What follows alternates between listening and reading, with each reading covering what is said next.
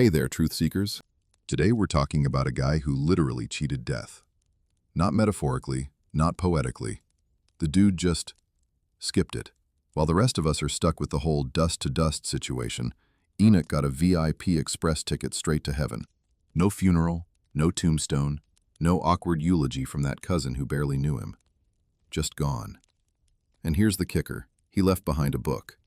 A book so controversial, so unsettling, that religious authorities basically ghosted it for centuries. Lost, hidden, forgotten, until now.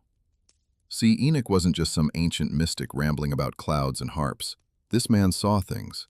Things about fallen angels crossing forbidden boundaries. Things about forbidden knowledge flooding the earth. Things about a generation so spiritually cold it would make the Arctic look cozy. And the wild part?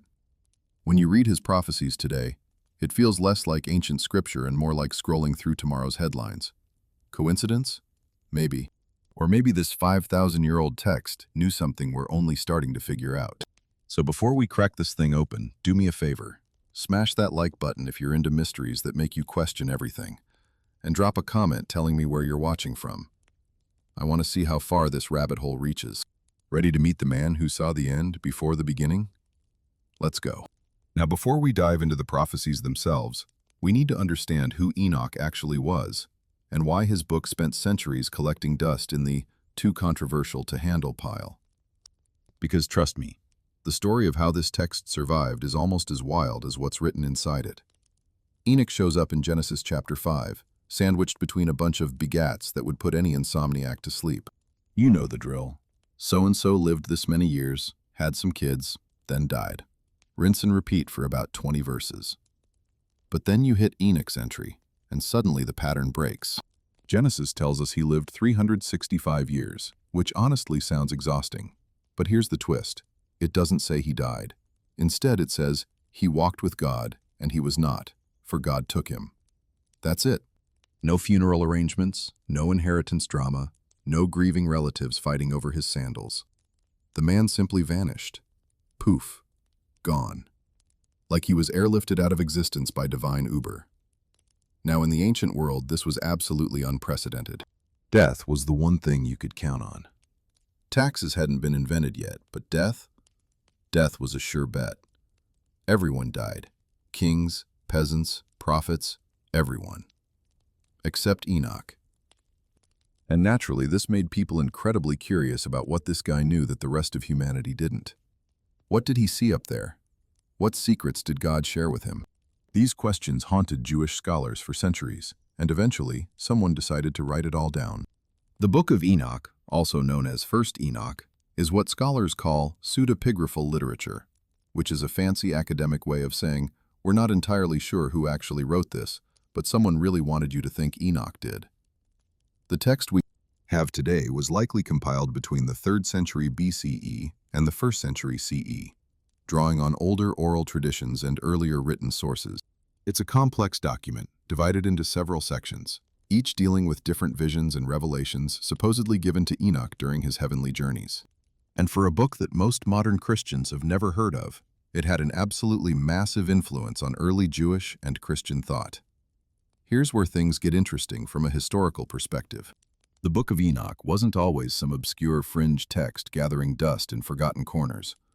For centuries, it was widely read, quoted, and respected. The early church fathers referenced it. The Epistle of Jude in the New Testament directly quotes from it. We're talking chapter and verse, word for word. The book was so popular among early Christians that some communities considered it scripture. So what happened? How did a text this influential end up in the theological penalty box?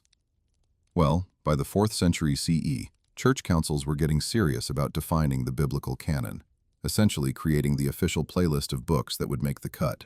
And Enoch, despite its popularity, didn't make the final roster. The reasons were complicated, involving debates about authorship, concerns about some of its more unusual teachings, and the simple fact that the Hebrew version seemed to have disappeared entirely. Without an original Hebrew text, many Western scholars got suspicious. If God inspired it, they reasoned, surely we'd have the original language version lying around somewhere. Spoiler alert, they didn't. So Enoch got benched. But here's the plot twist nobody saw coming. While the Western Church was busy forgetting about Enoch, the Ethiopian Orthodox Church said, not so fast. They kept the book in their biblical canon, preserving it in Ge'ez, an ancient Ethiopian language, for over 1,000 years. So while European scholars were debating whether the book even existed anymore, Ethiopian monks were casually reading it during their morning devotionals. Talk about awkward. The full text wasn't rediscovered by Western scholars until the 18th century, when Scottish explorer James Bruce brought back copies from Ethiopia. Imagine being the academic community and realizing you'd been missing a major piece of religious literature because you forgot to check Ethiopia. Not exactly a proud moment for biblical scholarship. Now that we've established Enoch's credentials and the wild journey his book took to reach us, let's talk about the first major prophecy, one that sets the stage for everything else. This is the story of the Watchers, and honestly, it reads like something out of a supernatural thriller, except it was written thousands of years before that genre existed. According to Enoch, there was a group of angels called the Watchers. Their original job was pretty straightforward: watch humanity, observe, report back. Think of them as heaven's surveillance team, keeping tabs on what these new human creatures were up to. Simple enough assignment, right? Well, apparently not simple enough, because these angels decided to go off script in the most catastrophic way possible. The Book of Enoch tells us that 200 of these watchers, led by an angel named Semyaza, looked down at human women and thought, you know what? Those daughters of men are actually pretty attractive. And instead of filing that observation in the inappropriate thoughts folder and moving on with their celestial duties, they decided to act on it. They made a pact on Mount Hermon, literally swearing an oath to descend together so that none of them could chicken out and blame the others. It was basically a cosmic peer pressure situation with eternal consequences. Come on, guys, we're all doing it. Don't be that angel who stays in heaven while the rest of us are having fun on earth. So down they came. 200 angels abandoning their posts, crossing the boundary between the spiritual realm and the physical world, and taking human wives. And if you're thinking, wait, that sounds vaguely familiar, you're right. Genesis chapter 6 mentions the sons of God taking the daughters of men as wives, and many scholars believe this is a direct reference to the same event Enoch describes in much greater detail. The Bible gives you the headline.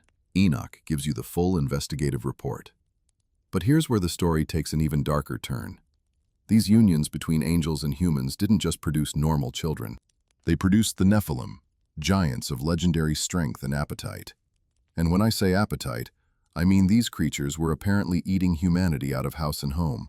Enoch describes them as consuming everything humans could produce, and when that wasn't enough, they started turning on the humans themselves. It's like inviting someone to dinner and discovering they plan to eat not just the food but also the furniture, the dishes, and eventually you. Not exactly the house guests you want. The Nephilim became tyrants, spreading violence and corruption across the earth. But they weren't the only problem. See, the Watchers didn't just come down to start families, they also decided to share some knowledge with their new human companions.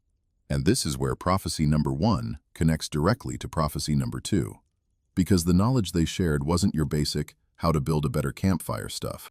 This was advanced, dangerous, civilization-altering information that humans were apparently not supposed to have yet.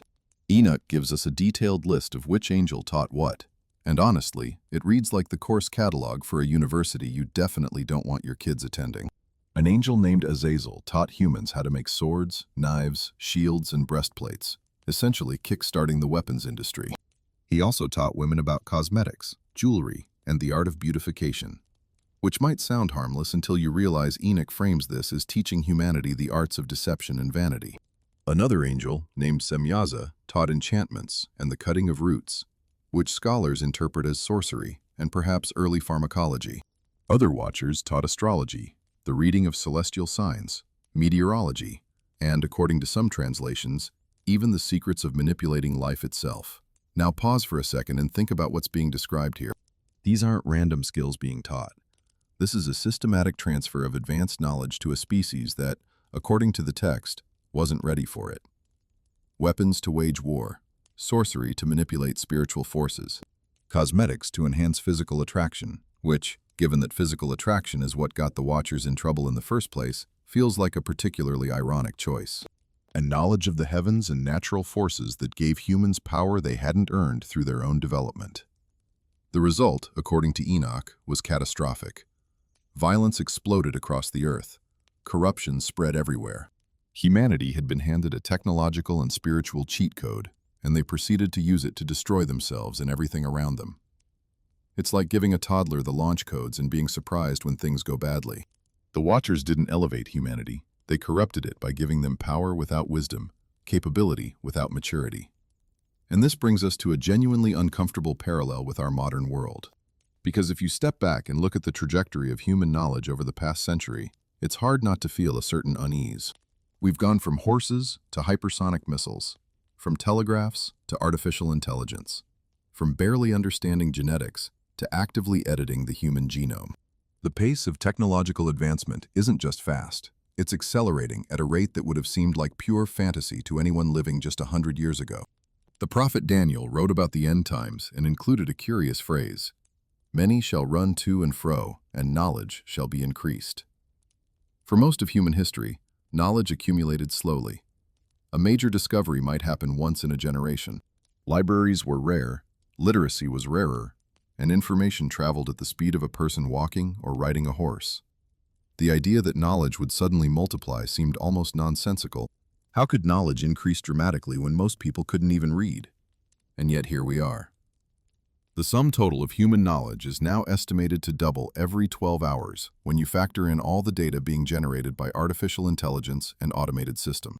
We carry devices in our pockets that give us instant access to more information than every library in the ancient world combined. A teenager today can learn more about physics, biology, or engineering in an afternoon on YouTube than a medieval scholar could accumulate in a lifetime of study. Knowledge hasn't just increased, it's exploded in ways that would have seemed miraculous or terrifying to anyone from a previous era. But here's the question Enoch's prophecy forces us to ask: is this a good thing? And before you answer with an obvious, yes, of course, progress is good, consider the context. In Enoch's account, the forbidden knowledge given by the Watchers led directly to violence, corruption, and ultimately the near destruction of humanity in the flood. The knowledge itself wasn't inherently evil. Swords can defend the innocent, medicine can heal the sick, understanding the stars can help navigate the seas. But knowledge without wisdom, power without restraint, capability without moral foundation, that's a recipe for catastrophe. Consider what we've done with our own explosion of knowledge. We split the atom and immediately built weapons capable of ending civilization. We decoded the human genome and started debating whether we should engineer better humans. We created artificial intelligence and now worry openly about whether it might one day decide we're obsolete. We developed social media to connect people and watched it become a tool for manipulation, addiction, and the spread of misinformation at unprecedented scale. Every major technological advancement of the past century has come with a shadow side, a potential for destruction that matches or exceeds its potential for good. And this isn't just pessimism talking. Some of the smartest people on the planet, scientists, technologists, ethicists, are openly expressing concern about where this is all heading. We've built systems we don't fully understand, created technologies we can't fully control, and unleashed forces that may be beyond our ability to put back in the box. Sound familiar? Because it sounds an awful lot like what happened when the Watchers decided to share heaven's secrets with beings who weren't ready to handle them. The parallel becomes even more striking when you consider the specific areas of forbidden knowledge Enoch mentions. Weapons technology? Check. We've advanced from bronze swords to nuclear missiles and autonomous killer drones. Manipulation of natural forces? Check. We can modify weather patterns, redirect rivers, and reshape entire ecosystems. Knowledge of the heavens? Check. We've mapped distant galaxies and sent probes beyond our solar system. Genetic manipulation? Check. CRISPR technology now allows us to edit DNA with precision that would have seemed like magic a decade ago. The arts of deception and enchantment? Check. We've built entire industries around advertising, propaganda, and psychological manipulation, all enhanced by algorithms that know our weaknesses better than we know ourselves. Now, I'm not suggesting that scientists are secretly fallen angels, or that your smartphone is a demonic artifact. That would be ridiculous, and also probably get this video demonetized faster than you can say community guidelines violation. But what Enoch's prophecy does is raise a profound question about the nature of knowledge itself. Is all knowledge meant to be known? Are there secrets that should remain secret? Boundaries that shouldn't be crossed? Powers that humans shouldn't wield? Or is the relentless pursuit of knowledge always justified, regardless of the consequences. The Watchers crossed a boundary. They left their proper dwelling place, violated the separation between the spiritual and physical realms, and gave humanity knowledge it wasn't meant to have. And according to Enoch, this violation didn't just affect them. It corrupted the entire world and eventually required divine intervention on a catastrophic scale to fix. The flood wasn't just about punishing sinful humans. It was about resetting a world that had been fundamentally corrupted by forbidden knowledge and hybrid beings that shouldn't have existed. So when Enoch warns about Watchers and forbidden knowledge, he's not just telling an ancient story. He's establishing a pattern, a warning about what happens when boundaries are violated and knowledge is pursued without wisdom. And whether you read his prophecy as literal history, symbolic allegory, or somewhere in between, the pattern itself is hard to ignore. Because we're living in an age of boundary crossing and knowledge explosion that would make the Watchers themselves impressed. Or maybe terrified. Honestly, probably both. The question isn't whether we're accumulating knowledge at an unprecedented rate. We obviously are. The question is whether we're developing the wisdom to handle it. And looking around at the state of the world, at the conflicts, the anxieties, the existential risks we've created for ourselves, that question doesn't have an obvious answer. Maybe we're the generation that finally figures it out, that learns to wield our godlike powers with humility and restraint. Or maybe we're just proving Enoch's point, that some knowledge is forbidden not because God is selfish, but because he knows what happens when children play with fire. Either way, the prophecy stands. The Watchers came down, the knowledge was given, and the world was never the same. Now the question is what we do with that warning, and whether we have the collective wisdom to avoid repeating ancient mistakes with modern technology. Because if Enoch is right, the stakes couldn't be higher. And if the pattern holds, what happened before the flood might just be a preview of what's coming next. Now that we've covered the Watchers and their catastrophic knowledge dump on humanity, let's move to something that might hit a little closer to home. Because while fallen angels and forbidden secrets sound like ancient history, dramatic, sure, but safely distant, the next prophecy is happening right now, in real time, and you don't need to look further than your nearest major city to see it unfolding. Enoch described a generation where the hearts of the faithful would turn away from wisdom, where truth would become slippery and subjective, and where love for the divine would grow cold. Not lukewarm, cold. Like leftovers you forgot in the back of the fridge for 3 weeks, cold. The Apostle Paul, writing centuries later, used a specific Greek word for this phenomenon, apostasia. We get our English word apostasy from it, and it means a deliberate departure, a walking away, a conscious decision to abandon what was once held sacred. Paul warned that this great apostasy would come before the end, and Enoch apparently saw it long before Paul ever picked up a pen. So here's the uncomfortable question. Are we living in the age of the Great Cooling? And before you roll your eyes and think this is about to turn into a lecture about how kids these days don't go to church, stick with me. Because the data here isn't just interesting, it's genuinely startling, and it goes way beyond teenagers sleeping in on Sunday mornings. Let's start with Europe, because that's where the trend is most dramatic. Europe was, for over 1,000 years, the undisputed heartland of Christianity. Cathedrals that took generations to build dominated city skylines. The church calendar dictated the rhythm of life. Wars were fought over theological differences that most modern people couldn't explain if you gave them a week to study. Christianity wasn't just a religion in Europe, it was the operating system of civilization itself. Every major institution, from universities to hospitals to the legal system, had religious roots so deep you couldn't dig them out with a backhoe. Fast forward to today, and those magnificent cathedrals? Many of them are struggling to fill their pews. Actually, struggling is generous. Some of them have given up on pews entirely. Across Western Europe, churches are being converted into apartments, bars, nightclubs, gyms, and yes, even skate parks. A church in the Netherlands became a supermarket. A chapel in Spain is now a skateboarding venue. In the UK, the Church of England closes roughly 20 churches per year because there simply aren't enough people attending to justify keeping the lights on. Unsurprisingly, turning a 12th century cathedral into a trendy loft apartment wasn't exactly what the original builders had in mind when they spent 200 years perfecting those flying buttresses. And it's not just about buildings. The numbers tell a story that would have been unthinkable just a few generations ago. In 1900, approximately 95% of Europeans identified as Christian. By 2020, that number had dropped to around 65%, and among young people, it's falling off a cliff. In the UK, surveys show that over half of adults now say they have no religion at all. In the Czech Republic, one of the most secular countries on earth, less than 20% of the population identifies as religious. France, the eldest daughter of the church, now has more people who identify as atheist or agnostic than as practicing Catholics. The church that once crowned emperors and dictated the fate of nations now struggles to attract enough young priests to keep parish doors open.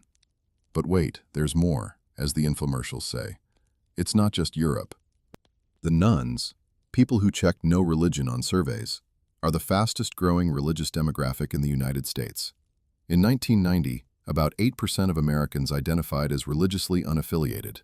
By 2020, that number had jumped to nearly 30%. Among adults under 30, it's even higher. Churches that were packed to the rafters in the 1950s now echo with empty spaces, and megachurches that once seemed invincible are reporting declining attendance and financial struggles. Now, to be fair, some of this shift is more complicated than simple apostasy. Many people describe themselves as spiritual, but not religious, which is modern speak for, I believe in something, I'm just not sure what, and I definitely don't want to wake up early on weekends to find out. Some have left organized religion because of scandals, hypocrisy, or abuse within religious institutions. And, honestly, who can blame them for that? The failure of religious leaders to live up to their own teachings has driven countless sincere seekers away from the very faiths that might have nourished them. That's not apostasy. That's a reasonable response to betrayal. But Enoch's prophecy isn't just about people leaving church buildings. It's about something deeper, a cooling of the heart, a shift in what humanity considers true and valuable. And this is where things get genuinely interesting. Because the change we're witnessing isn't just about religious attendance. It's about the entire framework through which people understand reality. For most of human history, truth was understood as something objective, something that existed whether you believed in it or not. The sun rose in the east regardless of your opinion about it. Moral laws were seen as fixed principles, written into the fabric of the universe by a divine lawgiver. You might fail to live up to those laws, everyone did, but the laws themselves weren't up for negotiation. There was a right and a wrong, a true and a false, and your job was to figure out which was which and act accordingly.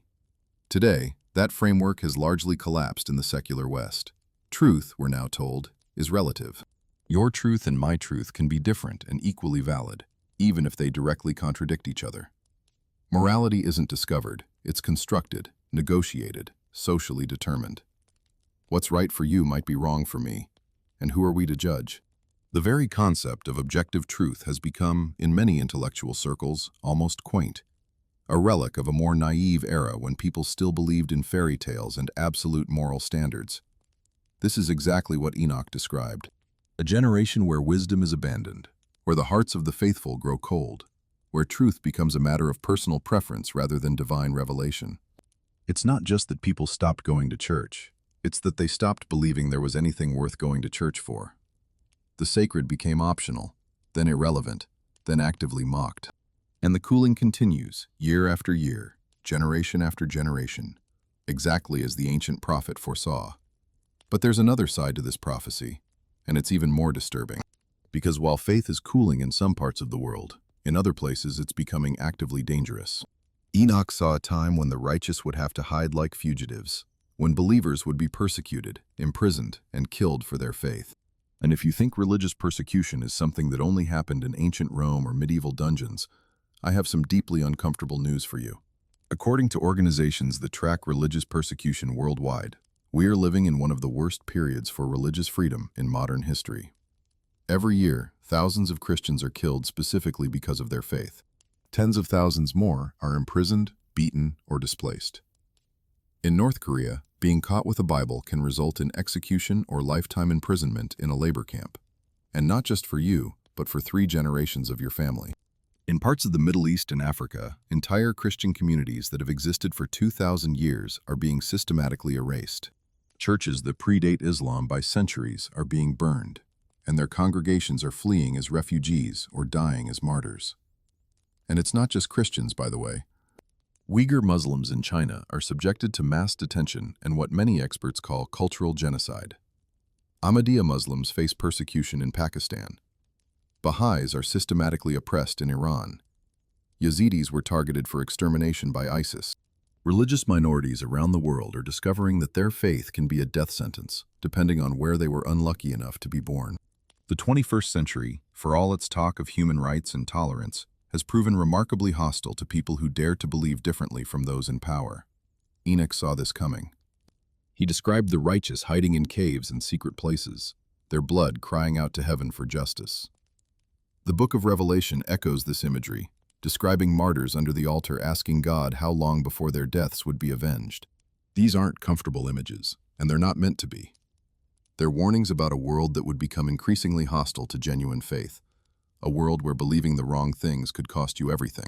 But here's the part of the prophecy that offers hope, because Enoch doesn't leave the righteous abandoned in their caves. He speaks of heavenly books, celestial records where every act of faithfulness is written down, where every secret believer is known by name. The hidden righteous aren't forgotten, their suffering isn't meaningless. According to Enoch, there's a day coming when those who had to worship in shadows will be revealed in glory, when the persecuted will be vindicated, and the persecutors will face judgment. This concept of heavenly books appears throughout Scripture. Daniel mentions books being opened before the throne of God. Revelation speaks of the Book of Life, where the names of the redeemed are written. The idea is that nothing escapes divine notice. Not the faith practiced in secret, not the prayers whispered in prison cells, not the courage of those who refuse to deny their beliefs even when it cost them their lives. God, according to this tradition, is keeping score in ways that earthly powers cannot manipulate or erase. Now, you might be thinking, this all sounds very dramatic, but what does it mean for someone watching this video right now? Probably not facing execution for their beliefs. Fair question. Most of us aren't hiding in caves or facing firing squads. Our religious freedom, if we live in the West, is still largely protected by law, even if the social pressure against faith is mounting. But here's what Enoch's prophecy suggests. The Great Cooling isn't just about persecution. It's about a gradual drift, a slow numbing of spiritual sensitivity, a world that becomes increasingly deaf to the voice of the divine. Persecution is the dramatic version of opposition to faith. The cooling is the subtle version, the shrug, the yawn, the assumption that spiritual questions just aren't that important. Both lead to the same destination, just by different routes. The ancient text describes a generation that has access to more information than any before it, but less wisdom. A generation surrounded by churches and temples and sacred texts, but increasingly indifferent to what they represent. A generation that can debate theology online, but can't be bothered to practice it in daily life. Sound familiar? Because it sounds an awful lot like the age we're living in right now. And the question Enoch's prophecy poses isn't primarily about statistics or trends. It's personal. In an age of cooling, what's the temperature of your own heart? In a world where faith is becoming unfashionable, are you quietly warming yourself by a dying fire? Or have you let the chill settle into your bones? These aren't comfortable questions, but prophets weren't in the business of making people comfortable. They were in the business of waking people up before it was too late. The Great Cooling is real. The persecution is real. The heavenly books, according to Enoch, are also real and still open, still recording, still waiting to see what names will be written there. The prophecy doesn't just predict what will happen to the world, it asks what will happen to you. And unlike a YouTube video, that question doesn't come with a pause button. The clock is ticking, the temperature is dropping, and somewhere, according to a man who never died, the angels are still watching. So we've covered rebellious angels, forbidden knowledge, spiritual cooling, and global persecution. Light topics, really. Just your typical Tuesday afternoon reading material. But now we're moving to something you can actually see on the evening news. Something that doesn't require faith or ancient texts to verify. We're talking about the Earth itself going absolutely haywire. And whether that means anything beyond, well, that's unfortunate for whoever lives there. Enoch, writing thousands of years before seismographs, satellite imaging, or 24-hour news cycles, described a time when the Earth would convulse with disasters. Mountains would tremble, waters would rise, fire would consume. The natural order would seem to rebel against itself, as if creation itself was in labor, straining towards something just out of reach. Millennia later, Jesus echoed these same warnings. Nation will rise against nation, and kingdom against kingdom. There will be famines and earthquakes in various places. All these are the beginning of birth pains. Birth pain. That's an interesting metaphor, isn't it? Birth pains don't come randomly. They intensify, they increase in frequency, they build towards something. They're not just chaos, they're purposeful chaos, pain with a destination. So when we look at what's happening to our planet right now, the question isn't just, why is this happening, but what is this building toward? Let's talk numbers, because numbers don't lie, even when politicians do. According to the United States Geological Survey, the Earth experiences about 500,000 detectable earthquakes every year. Of those, roughly 100,000 can actually be felt by humans, and about 100 cause damage. That sounds like a lot, and it is. But here's what's interesting. The detection rate has increased dramatically over the past century. We have more seismographs in more places than ever before, so we're catching earthquakes that would have gone completely unnoticed in Enoch's day, or even in your grandparents' day. But even accounting for better detection, the data suggests something unusual is happening. The 21st century has already seen some of the most devastating earthquakes in recorded history. The 2004 Indian Ocean earthquake, measuring 9.1 on the Richter scale, triggered a tsunami that killed over 230,000 people across 14 countries.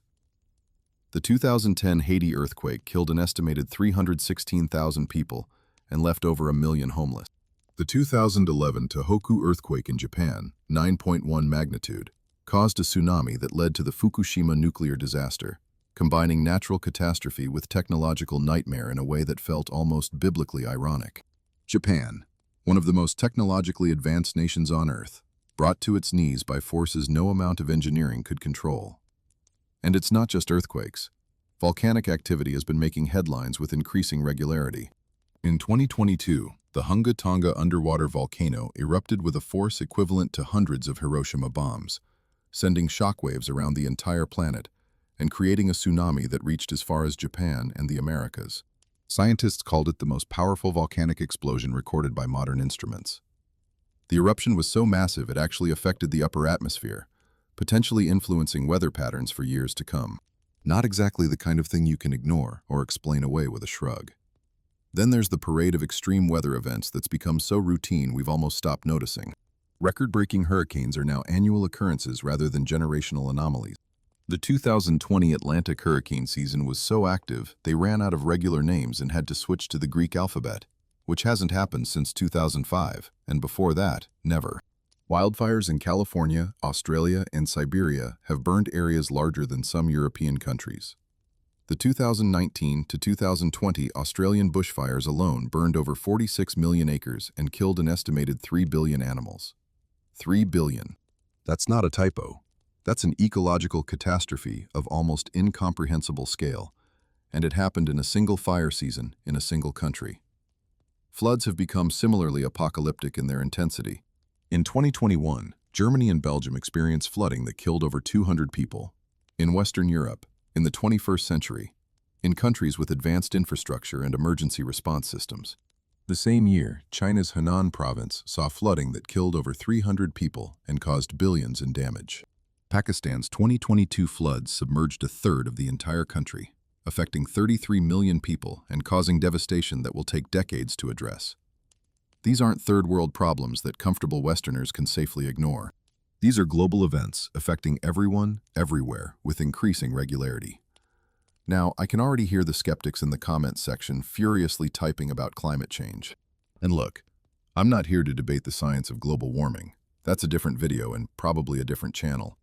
But here's what's interesting. The biblical and prophetic framework doesn't contradict the scientific observations. It just offers a different interpretation of what they mean. Science says, the climate is changing due to human activity and natural cycles, leading to more extreme weather events. That's a description of mechanism, how things are happening. Prophecy says, the earth itself is groaning, creation is in travail, the natural order is straining toward a cosmic renewal that lies just beyond the horizon. That's a description of meaning, why things are happening. These aren't necessarily contradictory statements. You can believe that carbon emissions contribute to climate change and also believe that the increasing intensity of natural disasters carries prophetic significance. The how and the why can coexist, even if they operate on different levels of explanation. A doctor can explain a fever in terms of immune response and infection, while a theologian might see the same illness as having spiritual dimensions. Both can be true simultaneously, addressing different aspects of the same reality.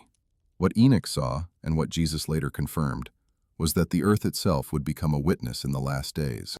Not just human society, not just political systems, but the physical planet would testify that something unprecedented was approaching.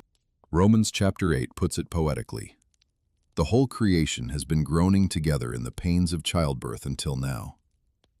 The earth isn't just a stage where human drama plays out. It's a participant in the cosmic story, and according to Scripture, it's been waiting for the finale with increasing impatience. And here's where it gets really interesting. Because the same prophetic tradition that predicts increasing natural disasters also predicts that humanity will largely miss the point.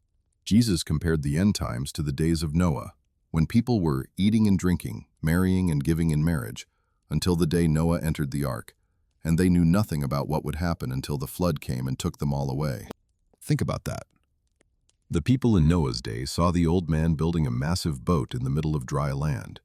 They watched for decades, according to tradition, 120 years, as he prepared for a flood that seemed laughably impossible. And they completely missed the warning. They rationalized, they mocked, they went about their daily business, right up until the moment the rain started falling. Only then did it click, and by then it was far too late. Are we doing the same thing? Every year brings new record-breaking disasters. Every news cycle features another unprecedented weather event. Scientists issue increasingly urgent warnings about environmental tipping points. And yet life goes on. People scroll past the headlines, maybe pause for a moment of sympathy, then get back to arguing about celebrity drama on social media. The warnings are everywhere, but the response is mostly a collective shrug followed by business as usual. Enoch would find this eerily familiar. He lived in a world that had received divine warnings and divine knowledge. Remember those watchers and their forbidden teachings? And had completely failed to course correct. The violence increased. The corruption deepened. The spiritual temperature dropped toward absolute zero. And then came the flood, sweeping away a civilization that had every opportunity to change, but chose not to. The prophetic perspective on natural disasters isn't that God is randomly throwing earthquakes at people he's annoyed with. That's a caricature, and honestly, it's a lazy one. The biblical view is more nuanced. Creation itself is wounded, corrupted, groaning under the weight of humanity's choices since Eden. Natural disasters are symptoms of a world out of alignment, a planet that was designed for harmony with its creator, but has been operating in rebellion for millennia. The groaning isn't punishment, it's labor. Something new is trying to be born, and the birth pangs are intensifying. This is what Jesus meant by the beginning of birth pains. The disasters we're seeing aren't the main event, they're the warm-up act. They're the early contractions that signal something much bigger is coming. And just like actual birth, there's a point of no return, a moment when the process becomes unstoppable, and all you can do is brace yourself for what's about to emerge. Now, I realize this isn't exactly comforting content. Nobody wants to hear that their planet is convulsing with apocalyptic significance while they're just trying to get through their Tuesday. But prophecy was never meant to be comfortable. It was meant to be useful, to wake people up, to redirect attention, to create urgency where complacency had settled in. If Enoch's visions are accurate, then the earthquakes and floods and fires aren't just tragic news stories. They're cosmic signposts, and ignoring them doesn't make them go away. The earth is speaking. The question is whether we're listening, and more importantly, whether we're responding. Because according to a man who walked with God so closely that he skipped death entirely, what we're seeing now is just the overture. The main symphony hasn't even started yet. And when it does, according to Enoch, no one will be able to claim they weren't warned. The mountains are trembling, the seas are rising, the fires are burning with unprecedented fury. And somewhere in the heavenly realms, if we take the ancient texts seriously, there's a countdown that no human agency can pause or reset. The signs are multiplying, exactly as predicted, exactly on schedule.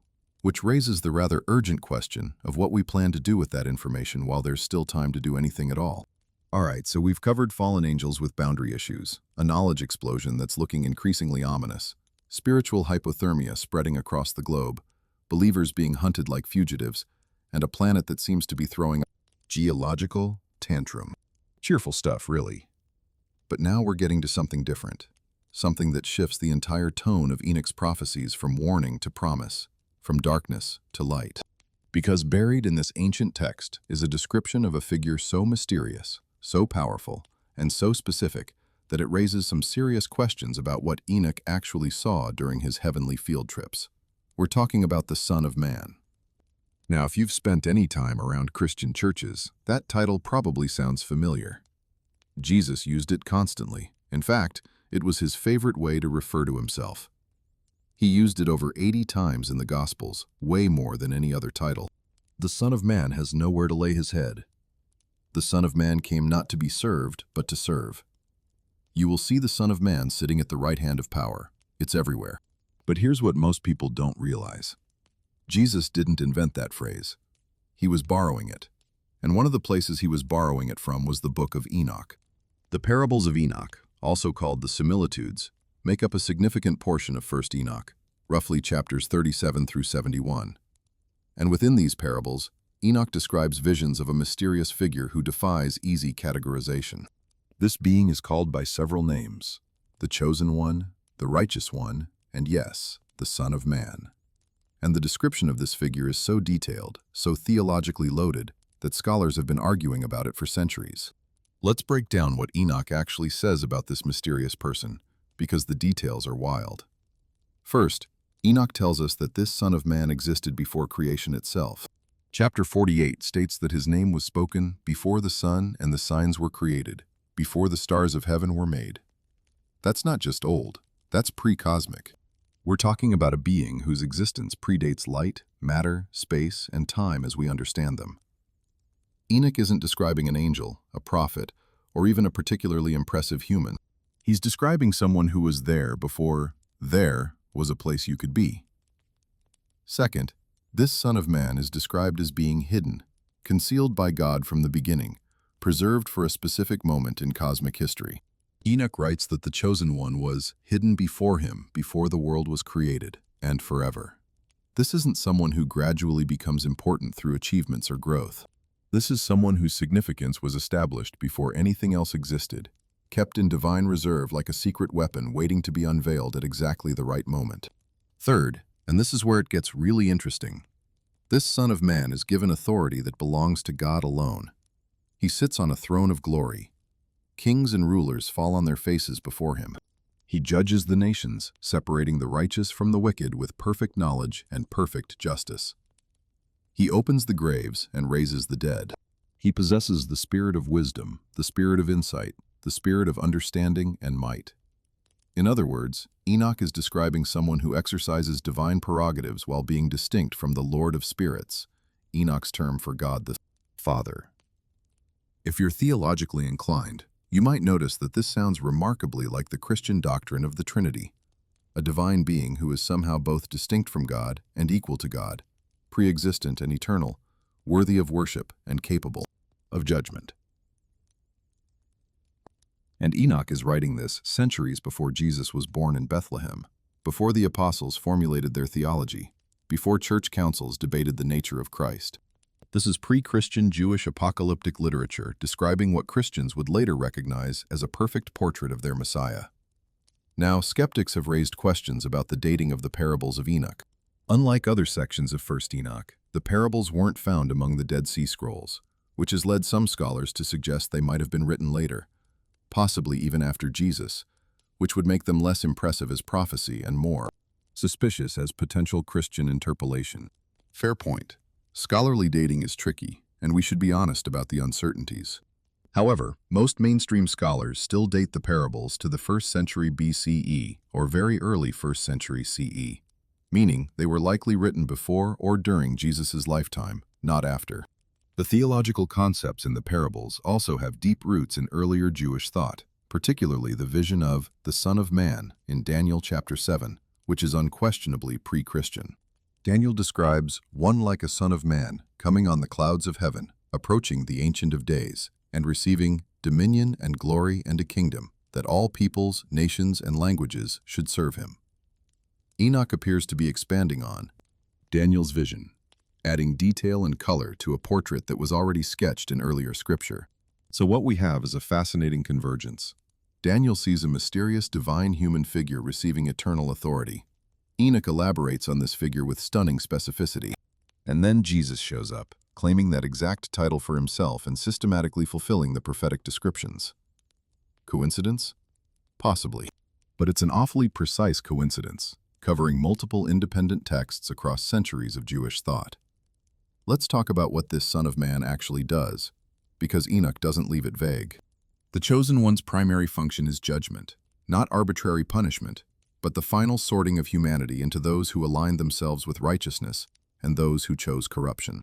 Enoch describes scenes where kings and the powerful, people who oppressed the righteous and denied the Lord of Spirits, are brought before this figure and found utterly helpless. Their wealth means nothing. Their armies mean nothing. Their political connections mean less than nothing.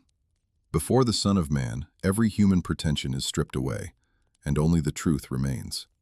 This is genuinely terrifying if you think about it.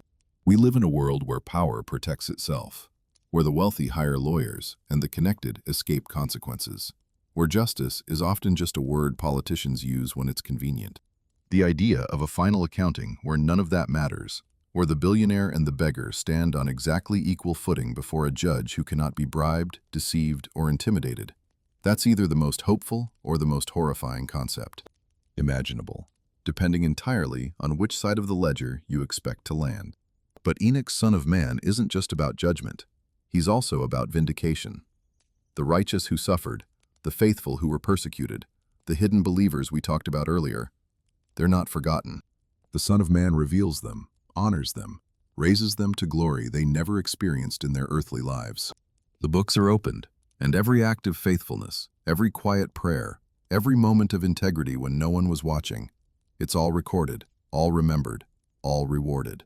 The cosmic scales that seem so hopelessly unbalanced during human history get decisively corrected. There's also a resurrection element that's crucial here. Enoch describes the dead being raised, graves opening, bodies being reunited with spirits for final judgment. This wasn't a universal belief in ancient Judaism. The Sadducees, for instance, denied resurrection entirely. But Enoch clearly affirms it. The Son of Man has authority over death itself, the power to reverse the one thing that seems absolutely irreversible from a human perspective. Death, the final boss of human existence, gets defeated by this pre-existent, hidden, now revealed figure who stands at the climax of history. Now, here's where we need to address the elephant in the room.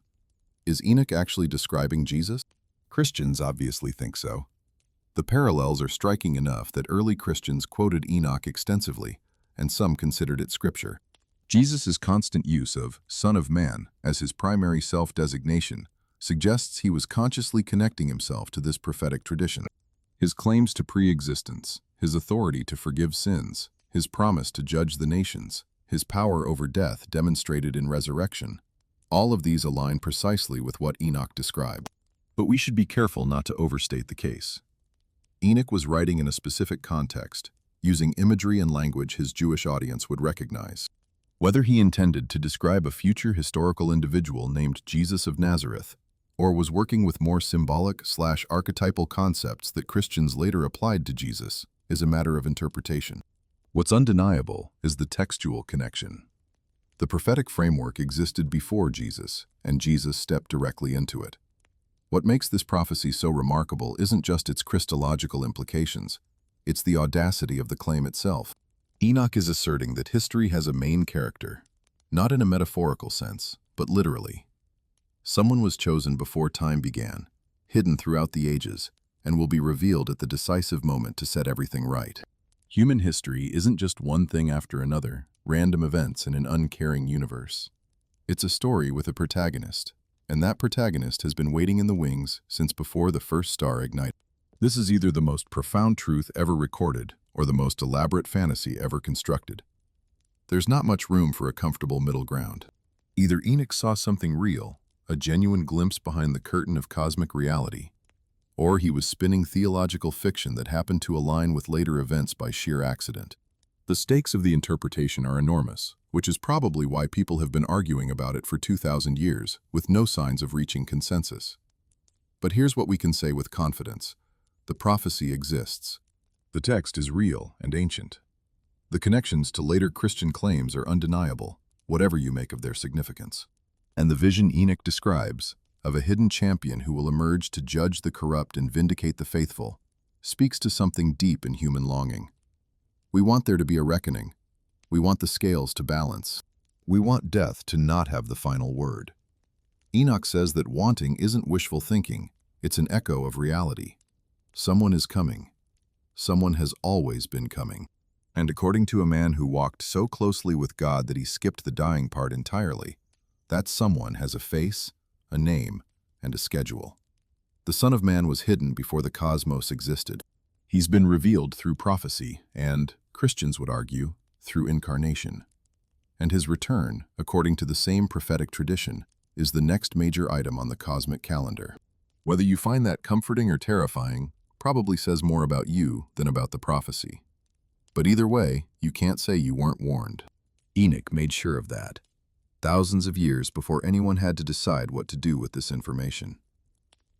So we've established that Enoch saw a pre-existent divine figure who would judge the nations and raise the dead. Pretty heavy stuff.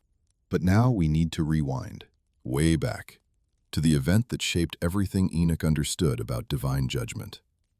Because Enoch wasn't just a prophet who saw the future. He was a man who lived in one of the most corrupt, violent, and spiritually toxic periods in human history. He watched the Watchers descend. He saw the Nephilim terrorize humanity. He witnessed a civilization spiral into chaos so complete that God decided to hit the cosmic reset button. We're talking about the flood. And before you dismiss this as Sunday school material you've heard 1,000 times, consider that Enoch provides details and context that the Genesis account doesn't. He was there. Not during the flood itself, he'd been taken to heaven before that, but during the build-up, the centuries of corruption that made the flood necessary. His testimony is that of an eyewitness to civilizational collapse, and his warning is specifically addressed to future generations who might find themselves in similar circumstances. Spoiler alert, that might be us. Let's start with what the pre-flood world actually looked like, because I think most people have a sanitized mental image that doesn't match the texts. Genesis gives us the headline. The earth was corrupt in God's sight, and the earth was filled with violence. That sounds bad, but it's kind of abstract. Enoch fills in the details, and they're genuinely disturbing. Remember those Watchers we discussed earlier? Their intervention didn't just introduce forbidden knowledge, it fundamentally corrupted the human gene pool. The Nephilim, their hybrid offspring, weren't just big. They were predatory, violent, and apparently insatiable. Enoch describes them consuming everything humans could produce, then turning on the humans themselves. The earth wasn't just experiencing a crime wave. It was being terrorized by beings that were stronger, smarter, and more brutal than anything natural evolution could produce. Imagine trying to build a civilization while literal giants are treating your population as an all-you-can-eat buffet. Not exactly conducive to stable government or economic development. But the corruption went deeper than physical violence. Enoch describes a world where every form of evil had become normalized. Sexual immorality wasn't just common, it was celebrated. Bloodshed wasn't just tolerated, it was entertainment. Sorcery and occult practices, taught by the Watchers, had become mainstream. The knowledge that was supposed to remain hidden had poisoned every aspect of human society. People weren't just sinning occasionally. They had rebuilt their entire civilization around sin as the operating principle. And here's the part that's genuinely chilling. Nobody seemed to notice or care. Life went on. People got married, had kids, built houses, planted crops, made business deals. The machinery of civilization kept grinding along, even as the foundation underneath it rotted away. This is exactly what Jesus pointed to when he said, "As it was in the days of Noah, so it will be at the coming of the Son of Man." For in the days before the flood, people were eating and drinking, marrying and giving in marriage, up to the day Noah entered the ark, and they knew nothing about what would happen until the flood came and took them all away. Think about that. Phrase, "they knew nothing." It's not that they had no warnings. Noah was building a massive boat in the middle of dry land for over a century. That's not exactly subtle. The prophets were speaking. Enoch himself had walked with God and presumably shared what he'd learned. The warnings were everywhere for anyone paying attention. But people weren't paying attention. They were too busy with the normal rhythms of life, eating, drinking, marrying, to notice that their entire world was about to be wiped off the map. This is the pattern Enoch establishes, and it's the pattern Jesus says will repeat. Not necessarily the specific sins, though there's plenty of overlap, but the attitude. The complete absorption in daily life to the exclusion of anything transcendent. The assumption that tomorrow will be like today, that the system will keep functioning, that warnings can safely be ignored because they always have been before, until suddenly they can't. Now here's where we need to have an honest conversation about whether our current world resembles the pre-flood era. This isn't about being pessimistic or doom-mongering. It's about taking the prophetic comparison seriously and asking whether the shoe fits. Let's start with violence. According to the Geneva Declaration on Armed Violence and Development, approximately 560,000 people die from violence annually. That's about 1,500 people every single day. And that's just direct violence. If you include war deaths, the numbers spike dramatically depending on current conflicts. We've developed weapons capable of ending civilization entirely and spent the Cold War with our fingers hovering over the launch buttons. We produce entertainment centered on violence with such enthusiasm that a movie without explosions or fight scenes is considered artsy and niche. Our video games let us simulate mass murder for fun. And before you get defensive, I'm not saying video games cause violence. I'm just noting that we've created an entire industry around the aesthetic of killing people, which would probably strike someone from the pre-flood era as perfectly familiar. Then there's the corruption of knowledge. We've already covered the technology explosion, but consider specifically how that knowledge is being used. We can edit human genes but haven't figured out the ethical frameworks for doing so responsibly. We've created artificial intelligence that even its creators admit they don't fully understand or control. We've built social media platforms that demonstrably damage mental health, especially in young people. And the companies running them knew about it and pushed forward anyway. Our knowledge is advancing exponentially. Our wisdom is advancing. Not at all, really. If anything, we seem less wise than previous generations, not more, despite having access to infinitely more information. Sexual ethics? I'm going to tread carefully here because YouTube has guidelines and I have a channel to maintain. But let's just say that what previous generations considered private is now publicly celebrated, monetized, and algorithmically promoted. The boundaries that every civilization in history considered fundamental have been systematically dismantled over the past few decades, and anyone who suggests that maybe some boundaries exist for good reasons gets labeled as backwards at best, hateful at worst. Whether you think this is liberation or corruption probably depends on your starting assumptions, but the trajectory is undeniable. We're heading somewhere no human society has gone before, and we're doing it at full speed with no brakes. And then there's the spiritual dimension. We covered the Great Cooling earlier, but it connects directly to the Noah parallel. The pre-flood world wasn't atheist in the modern sense. They had plenty of spiritual activity, most of it involving the forbidden practices taught by the Watchers. But they had functionally abandoned the worship of the true God, replacing it with a smorgasbord of alternatives that promised power, pleasure, and self-determination. Sound familiar? The modern spiritual marketplace offers everything from crystals to consciousness expansion to self-help seminars that promise divine results without divine commitment. We haven't stopped being spiritual. We've just redirected our spirituality toward anything and everything except the source Enoch pointed to. The parallel that concerns me most, though, isn't any specific sin. It's the obliviousness. They knew nothing about what would happen until the flood came. We live in a world with more information access than any previous generation, and yet we seem remarkably unaware of the bigger picture. We track celebrity gossip with religious devotion, but can't be bothered to think seriously about where human civilization is heading. We optimize our Instagram feeds, but ignore questions about meaning, purpose, and ultimate destiny. We're so busy with the eating and drinking and marrying that we've lost the capacity to look up and notice the clouds gathering. Enoch watched this happen once before. He saw a civilization convince itself that everything was fine, right up until everything wasn't. He recorded his observations specifically so that future generations, that's us, would have a chance to learn from history instead of repeating it.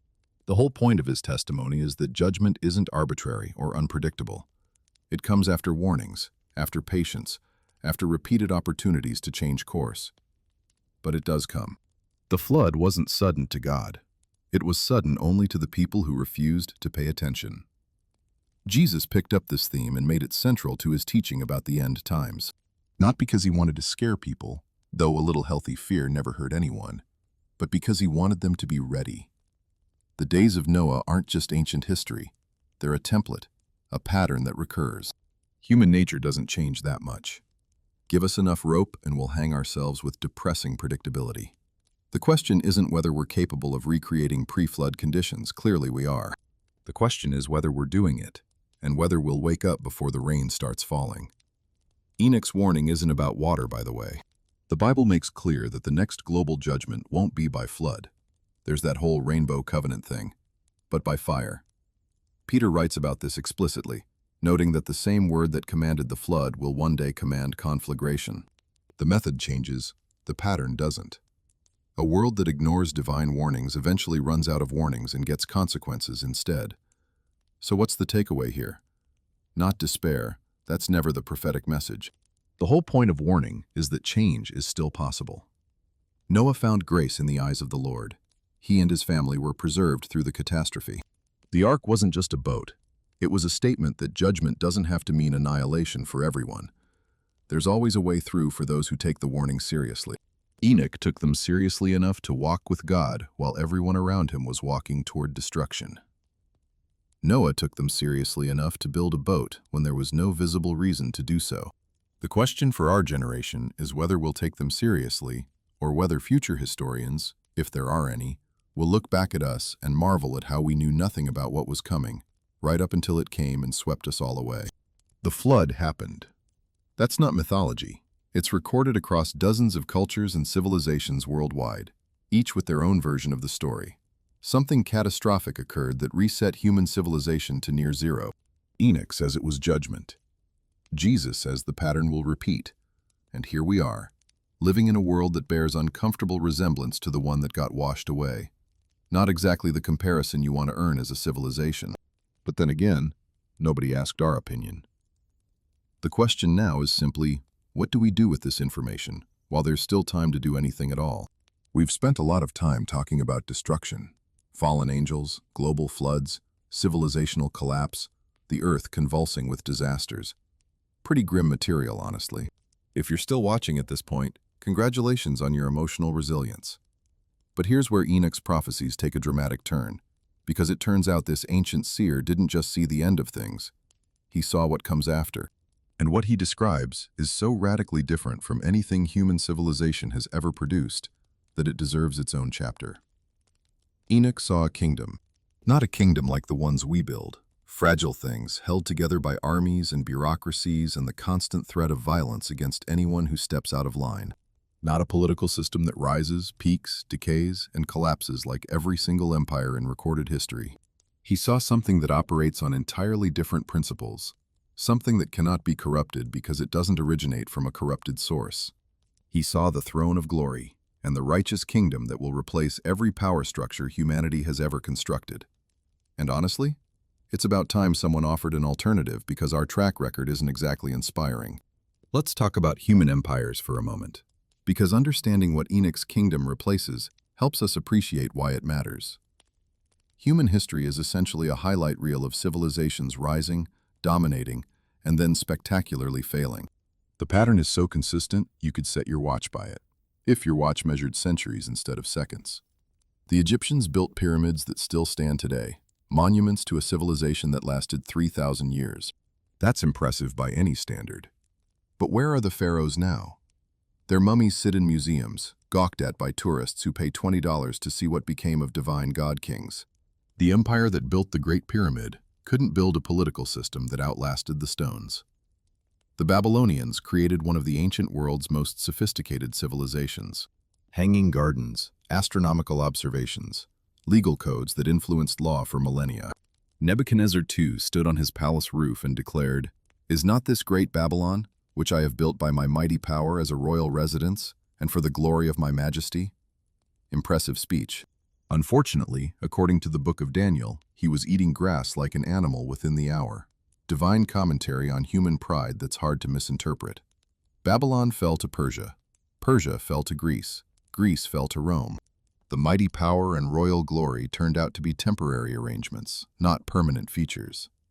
Rome is the really instructive example, because Romans genuinely believed they had figured it out. The eternal city. The empire that would never end. They had roads, aqueducts, legal systems, military organization that made everyone else look like amateurs. Roman citizens enjoyed a standard of living that wouldn't be matched in Europe for over 1,000 years after the empire collapsed. And collapse it did, spectacularly, leaving behind ruins that tourists now photograph while sipping overpriced espresso. The eternal city turned out to be mortal after all. Unsurprisingly, eternal, when used by politicians, means something different than when used by prophets. The pattern continues right up to the present day. The British Empire, on which the sun never set, watched that same sun set pretty definitively in the 20th century. The Soviet Union, which was supposed to represent the inevitable future of human political organization, lasted about 70 years, less time than many of its citizens lived. We're currently watching the American-led global order face unprecedented challenges. And while nobody knows exactly what comes next, the smart money isn't on everything stays exactly the same forever. Here's the point. Every human, political system, without exception, eventually fails. The optimistic ones last a few centuries. The average ones last a few generations. The really unstable ones barely make it a few decades. And the reasons for failure are remarkably consistent. Corruption, overreach, internal division, external pressure, or some combination that proves fatal. We've tried monarchies, democracies, republics, theocracies, dictatorships, communist experiments, and everything in between. None of them have figured out how to avoid the cycle of rise and fall. It's almost like there's something fundamentally broken in the system itself. This is exactly what the prophet Daniel saw in one of the most famous visions in Scripture. Nebuchadnezzar, before his grass-eating phase, had a dream that troubled him so deeply he threatened to execute all his advisors if they couldn't interpret it. Classic management style, really. Tell me what I dreamed and what it means, or everyone dies. Fortunately for Babylon's wise men, Daniel showed up with answers. The dream featured a massive statue with a head of gold, chest and arms of silver, belly and thighs of bronze, legs of iron, and feet of iron mixed with clay. Most scholars interpret this as representing successive world empires: Babylon, Persia, Greece, and Rome, with the divided feet perhaps representing the fragmented political order that followed Rome's collapse. It's a comprehensive tour of human political achievement, rendered in increasingly inferior metals. The symbolism isn't subtle. Each empire is less glorious than the one before, and the whole structure rests on feet made partly of clay. Not exactly a foundation you'd want to build on. But here's the climax of the vision. A stone, cut out without human hands, strikes the statue on its feet and the entire thing collapses. Gold, silver, bronze, iron, clay.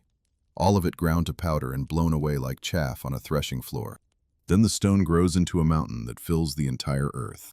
Daniel interprets this as a kingdom that God himself will establish, one that shall never be destroyed and shall stand forever. Unlike every human empire that came before, this one doesn't eventually fail. It can't fail, because it's not built on the same flawed foundation. Enoch saw the same thing, centuries before Daniel. In the Book of Enoch, there are repeated references to the throne of glory, a seat of divine judgment and authority that exists outside human time and space. The Son of Man we discussed earlier, that pre-existent figure hidden before creation, is depicted sitting on this throne, exercising authority over all nations and peoples. This isn't a constitutional monarchy with limited powers and parliamentary oversight. This is absolute sovereignty wielded by someone who actually deserves it, a concept so foreign to our experience that it's hard to even imagine. What makes Enoch's kingdom fundamentally different from every empire we've discussed? Several things, actually, and they're all connected. First, it doesn't originate from human ambition or human effort. Every earthly empire starts with someone wanting power, sometimes for noble reasons, sometimes for selfish ones, but always rooted in human desire and human capability. Alexander the Great wanted to conquer the world. Caesar wanted to transform the Roman Republic into something he could control. Napoleon wanted to reshape Europe in his image. Even democracies are essentially competitions for power, just with more participants and better PR. But Enoch's kingdom descends from heaven. It's not built by human hands, not achieved through human strategy, not maintained by human force. It's given, not taken. Second, it's ruled by someone who is actually qualified. Human rulers, even the best ones, are limited by their humanity. They get tired, they make mistakes, they can be deceived, they eventually die. The greatest kings in history were still just people, and people have a ceiling on their competence. But the Son of Man that Enoch describes possesses perfect knowledge, perfect wisdom, perfect justice. He doesn't need advisors because he already knows everything. He can't be corrupted because there's nothing he lacks. He doesn't need sleep, doesn't age, doesn't forget, doesn't fail. If that sounds like a fantasy, it's because every human ruler has been such a disappointment that we've stopped believing good governance is even possible. Third, its foundation is unshakable because it's not built on anything that can shake. Human empires rest on economics, military power, cultural cohesion, and the consent, or at least the submission, of the governed. All of these can be disrupted. Economies collapse, armies are defeated, cultures fragment, populations revolt. There's always something that can go wrong, some weakness that enemies can exploit, some internal contradiction that eventually tears the system apart. But a kingdom built on the character of an unchanging God doesn't have these vulnerabilities. The foundation is the one thing in the universe that is genuinely permanent. Fourth, and this is crucial, it's actually just. Human political systems always involve trade-offs and compromises. Someone benefits at someone else's expense. Laws protect some interests while harming others. Justice is approximate at best, corrupt at worst. We've learned to accept this as inevitable, the price of living in an organized society. But Enoch describes a kingdom where righteousness actually reigns, where the oppressed are vindicated, and the oppressors face genuine accountability. The scales balance. The books get opened. Every wrong gets addressed.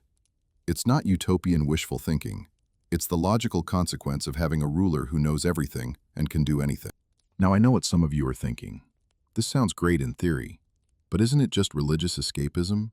A fantasy to comfort people who are dissatisfied with the real world? Isn't it easier to dream about a perfect kingdom than to do the hard work of improving the kingdoms we actually have? Fair question. And honestly, the charge would stick if the prophecy ended with, "So just wait around and everything will be fine." But that's not what Enoch says. The kingdom doesn't just appear out of nowhere. It arrives in the context of judgment. Judgment that sorts out who has been faithful and who hasn't. Who served the coming king and who opposed him. Who lived as if the kingdom mattered and who lived as if nothing mattered at all. In other words, the prophecy isn't an excuse to check out of present reality. It's a framework for understanding present reality and a motivation for living differently because of what's coming. If a permanent, righteous kingdom is actually on the way, then the temporary, corrupt kingdoms we're living under right now don't deserve ultimate allegiance. If the stone is going to crush the statue, then betting everything on the statue's survival seems unwise. The prophecy doesn't encourage passivity, it encourages perspective, and perspective changes behavior. This is where Enoch's vision connects to everything else we've discussed. The Watchers violated boundaries and introduced corruption, but the kingdom will purge that corruption permanently. The knowledge explosion created chaos, but the kingdom will establish order under a ruler who knows how to use knowledge wisely. The great cooling pulled hearts away from faith, but the kingdom will warm them again with undeniable divine presence. The persecution drove believers into hiding, but the kingdom will bring them into glory. The disasters shaking the earth are birth pains, and what's being born is this very kingdom Enoch saw. Everything in human history, from this perspective, is prelude. All the empires, all the systems, all the ideologies and movements and revolutions, they're preliminary sketches, failed attempts to build what only God can actually construct. The gold and silver and bronze and iron all had their moments, but they were never meant to last. They were placeholders, keeping some kind of order until the real thing showed up. And according to Enoch, the real thing is showing up. Not eventually, not in some vague theoretical future, but as the climax of a prophetic timeline that seems to be accelerating. The signs we've discussed, the knowledge explosion, the spiritual cooling, the persecution, the natural disasters, aren't random. They're markers on a road that leads somewhere specific. And where it leads, according to a man who walked with God and never died, is to a throne of glory and a kingdom that will never end. What do you do with that information? Well, you've got options. You can dismiss it as ancient mythology with no relevance to modern life. That's the popular approach, and it requires minimal effort. You can treat it as interesting speculation, something to think about occasionally but not take too seriously. That's the comfortable middle ground, intellectually engaged but personally uninvolved. Or you can take it seriously enough to let it reshape your priorities. If Enoch is right, then everything we chase, power, wealth, status, security within human systems, is ultimately meaningless. Not worthless necessarily, but temporary in ways that most people don't fully appreciate. The statue is going to fall. All of it, from head to feet. The only question is whether you're clinging to the statue when it happens, or standing with the stone that's about to strike. This might sound dramatic, and it is. Prophecy isn't meant to be comfortable background noise. It's meant to grab you by the shoulders and shake you into attention. Enoch saw what's coming with absolute clarity, recorded it for future generations, and was taken to heaven specifically because he'd done his job. The message was delivered. Now it's our move. The kingdom is coming. A kingdom that doesn't fail, doesn't compromise, doesn't eventually decay into corruption and collapse. A kingdom ruled by the Son of Man who existed before the stars, who judges with perfect knowledge, who raises the dead and establishes righteousness that never ends. Daniel saw it as a stone and a mountain. Enoch saw it as a throne of glory. Revelation describes it as a new heaven and new earth where God dwells with humanity directly. Different images, same reality. And if even a fraction of it is accurate, then it's the most important thing happening in the cosmos right now. More important than elections, markets, technologies, or any of the other things competing for our attention. The empires of our age will join Egypt, Babylon, Persia, Greece, and Rome in the history books, remembered fondly by scholars and visited by tourists photographing ruins. But according to Enoch, one kingdom will still be standing when the textbooks are dust. That's either the most relevant news you'll hear today, or it's an elaborate delusion maintained across millennia of human testimony. The stakes are high enough that it might be worth investigating which one is true. Because when the stone hits the statue, it won't stop to ask whether you believed in it or not. It will simply do what stones do, and the result, according to both Enoch and Daniel, will reshape everything. Forever. For real. Without the footnote that every human empire carries. Until it didn't. We've talked about kingdoms rising and falling, about thrones of glory and stones that crush empires. Pretty grand stuff, cosmic in scope, dealing with civilizations and epics and the fate of nations. But now we're getting personal. Because tucked within Enoch's visions of heavenly realms and divine judgment is something that brings the whole cosmic drama down to the level of individual human beings. Enoch saw books, heavenly records, tablets containing information so precise and comprehensive that nothing, absolutely nothing, escapes their pages, including your name. Maybe. The concept of divine record-keeping shows up repeatedly in Enoch's writings, and honestly, it's one of the most unsettling ideas in all of Scripture if you think about it carefully.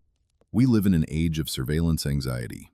We worry about corporations tracking our browsing history, governments monitoring our communications, social media platforms building profiles of our preferences and vulnerabilities.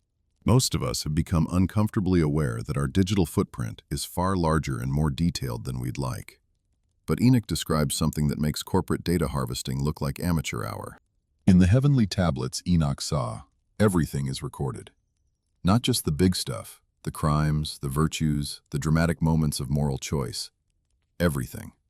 Every thought, every intention, every secret motivation that never made it into action. The nice thing you almost did but decided was too much trouble. The cruel thing you wanted to say but held back because someone was watching. The private negotiations you conduct with your own conscience when you think nobody will ever know. All of it, written down, preserved, waiting. If that doesn't make you slightly uncomfortable, you're either a saint or you haven't thought about it hard enough. The specific passage in 1 Enoch that deals with this is found in the Book of Heavenly Luminaries, and other sections where Enoch is shown the celestial record-keeping system. Angels function as divine scribes, documenting the deeds of humanity with meticulous precision. There's a running account of righteousness and wickedness, credits and debits in a moral ledger that never loses a receipt. It's the ultimate audit trail, and unlike human accounting systems, it cannot be manipulated, hacked, or adjusted by creative bookkeeping. Now this connects directly to what later Scripture calls the Book of Life, a concept that appears in multiple places throughout the Bible and reaches its dramatic climax in the Book of Revelation. In Revelation chapter 20, we see a scene of final judgment where books were opened and another book was opened, which is the Book of Life. The dead are judged according to what is written in the books, according to their deeds. And then comes the kicker. If anyone's name was not found written in the Book of Life, he was thrown into the lake of fire. Heavy stuff. Not exactly the feel-good content that trends on social media. But before we explore the implications, let's understand what these heavenly records actually represent, because the concept is richer than a simple pass-fail list. The books that get opened appear to be comprehensive records of human actions, the moral audit we mentioned earlier. These books document what people actually did with their lives, the concrete choices that reveal character and allegiance. Think of it as the ultimate performance review, except your manager has perfect knowledge and infinite memory. No spinning your failures as learning opportunities. No padding your resume with exaggerated accomplishments. Just the raw data of how you actually lived. But the Book of Life is something different. This isn't a record of deeds, it's a record of names. It's not about what you did, it's about who you are, or more precisely, whose you are. The Book of Life appears to be a roster, a registry, a list of those who belong to God in some fundamental sense that transcends the day-to-day accumulation of good and bad actions. Here's where it gets theologically interesting. Some passages suggest that names can be blotted out of this book, implying they were written there initially but removed due to subsequent choices. Other passages suggest the names were written before the foundation of the world, implying a divine selection that predates human history entirely. Naturally, Christians have been arguing about how to reconcile these perspectives for about 2,000 years, and I'm not going to solve the debate in a YouTube script. What matters for our purposes is the core concept. There's a book, it contains names, and being in it matters more than anything else you'll ever accomplish. Enoch saw this system in operation. He watched angelic scribes recording human deeds with attention to detail that would put any bureaucracy to shame. He saw the tablets where the righteous are listed, their faithfulness preserved for eternity, regardless of whether anyone on earth noticed or appreciated it. And he understood that the heavenly accounting system operates by very different rules than the earthly systems we're used to. Consider the contrast. In human systems, what matters is what you can prove, what others observe, what gets reported and recorded by the institutions that keep track. If a tree falls in the forest and nobody's around, it doesn't make a sound. Or at least, it doesn't make it into the historical record. Human memory is limited. Human observation is partial. Human records are incomplete and often deliberately falsified. The powerful write history. The weak are forgotten. Entire civilizations have vanished without a trace because nobody bothered to write down what happened, or because the records were destroyed by conquest, fire, or simple neglect. But Enoch's heavenly tablets suffer from none of these limitations. Nothing is forgotten. Nothing is overlooked. The prayer whispered in a prison cell when nobody could hear, recorded. The kindness shown to a stranger who never said thank you and whose name you never knew, recorded. The moment of integrity when cheating would have been easy and profitable and nobody would have found out, recorded. The system doesn't depend on human observation or human memory. It's maintained by beings who don't sleep, don't forget, and don't have any reason to lie. This cuts both ways, of course. The cruel words spoken in private, the betrayal that nobody discovered, the hypocrisy maintained behind closed doors, all equally recorded.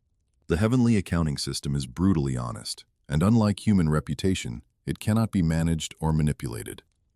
You can fool people indefinitely. You can carry secrets to your grave. You can construct a public image that bears no resemblance to your private reality. But according to Enoch, none of that changes what's written in the tablets. The gap between appearance and reality closes completely when the books are opened. This is why Enoch's prophecy isn't just about cosmic events and global judgments. It's intensely personal. The question isn't whether these records exist. Enoch claims he saw them with his own eyes. The question is what they say about you, specifically, individually, by name. And that question doesn't have a comfortable answer unless you've actually done something about it. Let me unpack why this matters practically, because abstract theology only takes you so far. Most of us live with a vague sense that somehow things will work out. We assume we're basically good people, certainly better than the truly terrible humans we see on the news. We figure that if there's any kind of afterlife judgment, we'll land on the right side of the curve. The serial killers and dictators might have something to worry about, but regular folks like us, we're fine. Probably. Hopefully. But Enoch's vision doesn't support this comfortable assumption. The heavenly accounting isn't graded on a curve. There's no bell curve distribution where being slightly above average gets you a passing grade. The standard is absolute righteousness, the kind of moral perfection that precisely 0 humans have achieved through their own efforts. The tablets don't record pretty good considering the circumstances. They record what actually happened, measured against a standard that leaves everyone falling short. This is where the Book of Life becomes so crucial. Because if judgment depended purely on the deeds recorded in the other books, the comprehensive audit of everything you've ever thought, said, and done, everybody would fail. The system wouldn't produce 2 categories, sheep and goats, wheat and tares, saved and lost. It would produce 1 category, condemned. The moral audit is unwinnable on human terms, but the Book of Life operates on different logic. It's not about accumulated merit. It's about belonging. It's not about being good enough. It's about being claimed by someone who is good enough. The names in that book aren't there because those people achieved moral perfection. They're there because they belong to someone who achieved it on their behalf. This is the heart of what Christians call grace, the unmerited favor that writes your name in the only book that ultimately matters. Now, I realize this is getting theological in ways that might lose some viewers. But stay with me, because the practical implications are enormous. If Enoch is right, if there really are heavenly records maintaining perfect accounts of human lives, then the most important question any of us can ask is my name in the Book of Life? Not, am I a good person by my own estimation? Not, would my friends describe me positively?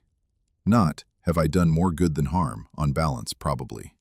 Those questions are beside the point. The only question that matters is whether you're in the book. And here's what makes this uncomfortable. You can't verify it by human means. You can't check your status on a website. There's no customer service line to call for confirmation.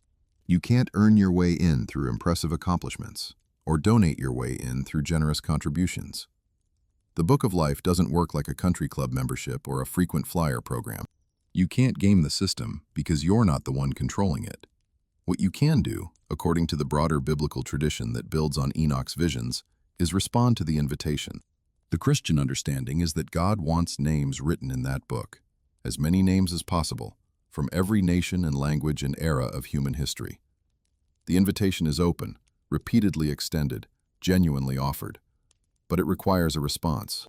Names don't appear automatically just because God knows who you are. God knows everyone's name. That's not the issue. The issue is whether you've responded to the invitation in a way that gets your name written down. This is why Enoch's prophecy, despite dealing with cosmic matters and heavenly realms, keeps coming back to individual decision. The Watchers made choices, bad ones, and faced consequences. Noah made choices, good ones, and was preserved. The people of the pre-flood world made choices, disastrous ones, and were swept away. The hidden righteous we discussed earlier made choices, faithful ones under persecution, and their names are recorded in glory. The pattern is consistent. Cosmic events matter, but individual responses to cosmic events matter just as much. Let me bring this down to the most practical level possible. You're watching this video right now. You've heard about Enoch's visions, the Watchers, the forbidden knowledge, the spiritual cooling, the persecution, the natural disasters, the Son of Man, the coming kingdom, and now the Book of Life. You've received information that, if true, has massive implications for how you should live your life. What do you do with it? Option 1. Dismiss it. Decide that ancient texts have no relevance to modern life, that prophecy is superstition, and that there's no divine record-keeping to worry about. This is a coherent position. It requires some intellectual work to maintain, explaining away the fulfilled prophecies, the historical patterns, the consistent testimony across millennia. But it's possible. The downside is that if you're wrong, you've made the most catastrophic miscalculation in your existence. Option 2. File it away. Add it to your collection of interesting information that doesn't actually change anything. You're now slightly more knowledgeable about ancient Jewish apocalyptic literature. Congratulations. But knowledge without response is just data. If the Book of Life is real, knowing about it doesn't get your name written in it. Information isn't transformation. Option 3. Take it seriously. Ask the uncomfortable questions. Examine your own life against the standard Enoch describes. Consider whether your name is in that book, and if not, what you need to do about it. This option is the hardest, the most disruptive, and according to the prophetic tradition, the only one that actually matters. Here's the thing about Enoch's vision of heavenly record-keeping. It reframes everything. If your deeds are being recorded with perfect accuracy, then private integrity matters as much as public reputation. If the Book of Life determines eternal destiny, then getting your name written there is more important than any achievement you might pursue on earth. If judgment is coming and the books will be opened, then the time to prepare is now, not later when it's more convenient. The ancient prophet saw tablets in heaven containing names and deeds. He understood that nothing escapes divine notice, that the universe maintains perfect records, and that those records will one day be opened in judgment. He wrote it down so that future generations, including ours, would know what's at stake. The stakes, it turns out, couldn't be higher. We're not talking about a grade on a test or a performance review at work. We're talking about the fundamental question of where you'll be when the current age ends and the kingdom Enoch saw finally arrives. The books will be opened, the names will be read, and according to a man who walked with God and never died, the difference between being in that book and not being in it is the difference between everything and nothing. God knows your name. That's not in question. Omniscience means exactly what it sounds like. The question is whether your name is written in the Book of Life, the registry of those who belong to him, the roster of citizens in the kingdom that never falls. And the really uncomfortable truth is that only you can do something about that. Not your parents, not your church, not your social circle, not your culture. You. The heavenly tablets are still being written, the angelic scribes are still recording, and somewhere in those cosmic ledgers, there's an entry with your name on it, or a space where your name should be but isn't. Enoch saw the system. He understood how it works. He passed the information along across thousands of years so that you could hear it. Now you have. The information has been delivered. What happens next is entirely up to you, recorded with perfect accuracy in records that will never be lost, destroyed, or forgotten. No pressure or anything. So we've established that there's a book of life with names written in it, heavenly records tracking every deed, and a coming kingdom that will outlast every human empire. Pretty comprehensive coverage of the cosmic situation. But we haven't talked about how all of this actually happens. What's the mechanism? What's the event that shifts everything from the world as we know it to the kingdom Enoch saw? Because apparently, it's not going to be a quiet transition. According to Enoch, it's going to be the most spectacular military operation in the history of existence. The Lord is coming back. And he's not coming alone. One of the most striking passages in the entire Book of Enoch appears in chapter 1, right at the beginning, where Enoch sets the stage for everything that follows. He writes, "Behold, he comes with 10,000s of his holy ones, to execute judgment upon all, and to convict all the ungodly of all their ungodly deeds which they have committed in an ungodly way, and of all the harsh things which ungodly sinners have spoken against him." That's a lot of ungodly in one sentence. Enoch really wanted to make sure we got the point. But what's remarkable about this passage isn't just its content. It's that the New Testament quotes it almost word for word. The Epistle of Jude, tucked near the end of the Bible and often overlooked, directly cites Enoch's prophecy. Enoch, the seventh from Adam, prophesied about these men. "See, the Lord is coming with thousands upon thousands of his holy ones to judge everyone." This is genuinely significant. A book that didn't make it into the official biblical canon is being quoted by a book that did. Jude doesn't apologize for citing Enoch, doesn't hedge with, according to some traditions, doesn't treat it as questionable source material.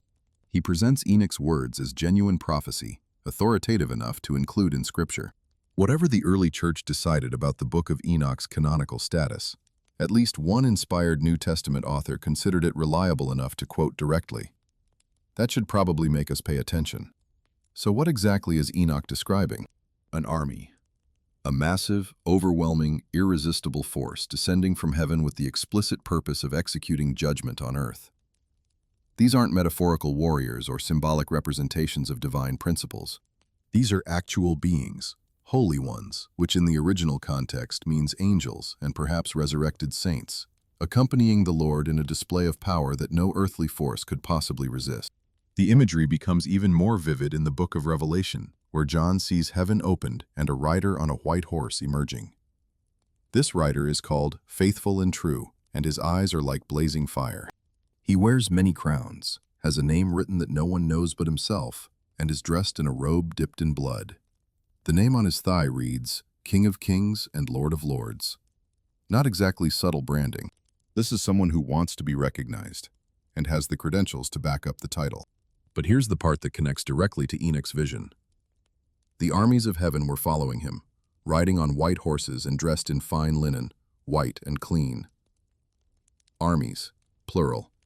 Not a small honor guard or ceremonial escort. Armies. The Greek word is stratiomata, a military term for organized fighting forces. Whatever is coming isn't a peaceful delegation arriving for diplomatic negotiations. It's an invasion. Except it's an invasion by the legitimate ruler, reclaiming territory that's been under hostile occupation. Now, modern readers often want to spiritualize this imagery, to make it metaphorical and comfortable. It's not literally an army, they say. It's symbolic of God's ultimate victory over evil. And sure, there's symbolism in apocalyptic literature. Nobody thinks the Lamb of God is literally a sheep, after all. But there's a difference between imagery that represents reality and imagery that replaces reality. The consistent testimony of Scripture is that the return of Christ will be an actual event, visible and unmistakable, not a gradual spiritual awakening or an internal mystical experience. Jesus himself made this explicit. When asked about his return, he said, "For as lightning that comes from the east is visible even in the west, so will be the coming of the Son of Man." Lightning isn't subtle. Lightning isn't something you have to interpret or discern through spiritual sensitivity. Lightning is a massive, obvious, impossible-to-miss event that everyone in the area sees simultaneously. Jesus is saying his return will be like that, public, visible, undeniable. Revelation drives this point home with even more emphasis. "Look, he is coming with the clouds, and every eye will see him, even those who pierced him, and all peoples on earth will mourn because of him." Every eye. Not just believers who are watching expectantly. Not just the spiritually attuned who know what signs to look for. Every single eye on the planet will see this event. Try to think of anything in human history that every eye on earth has seen simultaneously. You can't, because nothing like that has ever happened. It's an event without precedent, which is exactly the point. This creates an interesting problem for those who want to dismiss biblical prophecy as ancient mythology with no relevance to modern life. If the prophecy said something vague, God will eventually triumph over evil in some spiritual sense, you could interpret that however you wanted. But Enoch, Jesus, and Revelation are all describing something specific. A visible, physical, public event involving actual beings descending from heaven with military force. Either this will happen or it won't. There's no comfortable middle ground where it's true in a symbolic sense, but doesn't actually occur in observable reality. Let's talk about who's in this army, because the details matter. First, there are angels, lots of them. When Jesus was arrested in Gethsemane and Peter pulled out a sword to defend him, Jesus told him to put it away, adding, "Do you think I cannot call on my Father, and he will at once put at my disposal more than 12 legions of angels?" A Roman legion was about 6,000 soldiers. 12 legions would be over 72,000 angelic warriors, available on request but deliberately not summoned because the crucifixion had to happen. The point is clear. The heavenly military resources are virtually unlimited. Jesus didn't fail to defend himself because he lacked the power. He submitted to arrest and execution for reasons that had nothing to do with military capability. When the return happens, those restraints are off. The angelic forces that have been held in reserve, watching humanity stumble through history, finally get deployed. And these aren't cute cherubs with harps and fluffy wings. Biblical angels are terrifying. Their standard greeting is, "Do not be afraid," which you only need to say if the person you're greeting is absolutely terrified. When an angel shows up in Scripture, people fall on their faces, lose the ability to speak, or mistake them for God himself. These are beings of immense power, operating in dimensions we barely comprehend, and they're coming to earth in force. Second, there appear to be resurrected humans in this army. Paul writes about believers being caught up together with them in the clouds to meet the Lord in the air, and various passages suggest that those who belong to Christ will accompany him in his return. This transforms the heavenly invasion from a purely angelic affair to something more personal. Humans who lived on earth, died, or were transformed without dying, and return with Christ as part of his entourage. The persecuted believers we discussed earlier, the hidden righteous whose names are in the Book of Life, they're not just spectators at the final judgment. They're participants in the victory march. This puts a fascinating spin on human history. Every martyr who died for their faith, every believer who suffered under persecution, every quiet saint who lived faithfully without recognition. They're being recruited for the ultimate military operation. The world that rejected them, persecuted them, killed them, will see them returning in glory alongside the king they served. It's the most dramatic reversal imaginable, from victims to victors, from rejected to returning conquerors. Third, and this is where it gets really interesting, there's the question of what this army actually does. In human warfare, armies exist to kill people and break things. That's the blunt reality beneath all the strategic theory and geopolitical justification. Armies apply violence to achieve objectives. So what does a heavenly army do when it arrives? Revelation gives us some clues, and they're intense. The rider on the white horse has a sharp sword coming from his mouth, symbolizing the power of his word to judge and destroy. He will rule the nations with an iron scepter and treads the winepress of the fury of the wrath of God Almighty. The beast and false prophet are captured and thrown into the lake of fire. Those who aligned with them are killed with the sword coming out of the mouth of the rider. It's not a diplomatic mission, it's a conquest. But here's what's different from human warfare. The outcome is never in doubt. Human battles involve uncertainty. Superior forces sometimes lose. Underdogs sometimes win. The fog of war obscures what's really happening. The heavenly invasion has no such uncertainty. The victory is guaranteed before the first movement. The armies of heaven aren't hoping to win. They're executing a predetermined result. Every adversary will fall. Every opposition will crumble. Every power that set itself against the returning king will be systematically dismantled. This is what makes Enoch's prophecy so consequential. He's not predicting a possible future contingent on various factors. He's revealing a certain future, a fixed point in cosmic history toward which everything is moving. The only question is when, not whether. And the when is apparently connected to all the other signs we've discussed. The knowledge explosion, the spiritual cooling, the persecution, the natural disasters, the conditions resembling Noah's day. When those indicators reach their culmination, the heavens open. Now, I realize this might sound like escapist fantasy to some viewers. Sure, wouldn't it be nice if someone showed up to fix everything? And honestly, the desire for rescue is deeply human. We want someone to solve the problems we can't solve, to punish the evil we can't punish, to establish justice we can't establish. That longing can lead to unhealthy passivity, waiting for divine intervention instead of doing what we can with what we have. But Enoch's prophecy doesn't encourage passivity. If anything, it creates urgency. Because the return of Christ with his armies isn't just good news for the faithful, it's terrifying news for everyone else.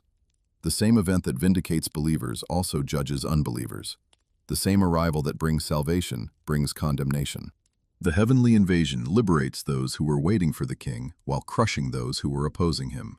Your experience of that day depends entirely on which side you're on when it happens. This is why Revelation says, all peoples on earth will mourn because of him. Mourning isn't the typical response to a rescue mission. You mourn when you realize you've been on the wrong side. When the thing you dismissed as myth turns out to be reality. When the warnings you ignored prove to have been accurate all along. The arrival of the king with his armies is simultaneously the best day in history for some and the worst day in history for others. Same event, radically different experiences. The prophecy also has implications for how we think about current events and powers. Every government, every military force, every institution of power that exists today is temporary. Not just in the abstract, everything is temporary sense, but specifically because there's an army coming that will displace all of them. The political systems we invest so much energy debating, the national conflicts we follow with such intensity, the power structures we either serve or oppose, all of it has an expiration date. The armies of heaven are being held in reserve, but they won't be held forever. This should create a certain detachment from earthly power games. Not disengagement. We still have responsibilities to fulfill while the current age continues, but detachment. An awareness that whatever happens in human politics is ultimately preliminary. The real transfer of power hasn't happened yet. When it does, the current arrangements will be irrelevant, swept away like every empire before them, but even more thoroughly, because this time the replacement won't be another temporary human system. It will be the kingdom that never ends, established by force that cannot be resisted. Enoch saw this coming. He recorded it for future generations. He was taken to heaven without dying, perhaps in part because his testimony was too important to risk being lost. And his words echo through millennia. Behold, he comes with 10,000s of his holy ones. Jude quoted it. Revelation expanded on it. Jesus confirmed it. The testimony is consistent across thousands of years and multiple independent witnesses. The army is real. The return is certain. The only variable is timing, and the prophetic tradition suggests we're closer to that day than any previous generation has been. The signs are multiplying. The stage is being set. Somewhere beyond the visible sky, forces are positioned and waiting for the command that will initiate the most significant military operation in cosmic history. When the heavens split open and that army descends, nobody will be able to claim ignorance. The prophecies have been available for millennia. The warnings have been repeated generation after generation. Enoch saw it, recorded it, and passed it down the line until it reached you, watching this video right now. The information has been delivered. The only remaining question is what you do with it in the time that remains before the sky cracks apart and every eye sees what Enoch saw in his ancient visions. 10,000 times 10,000 holy ones, following the King of Kings into battle. A force so overwhelming that resistance isn't just futile, it's incomprehensible.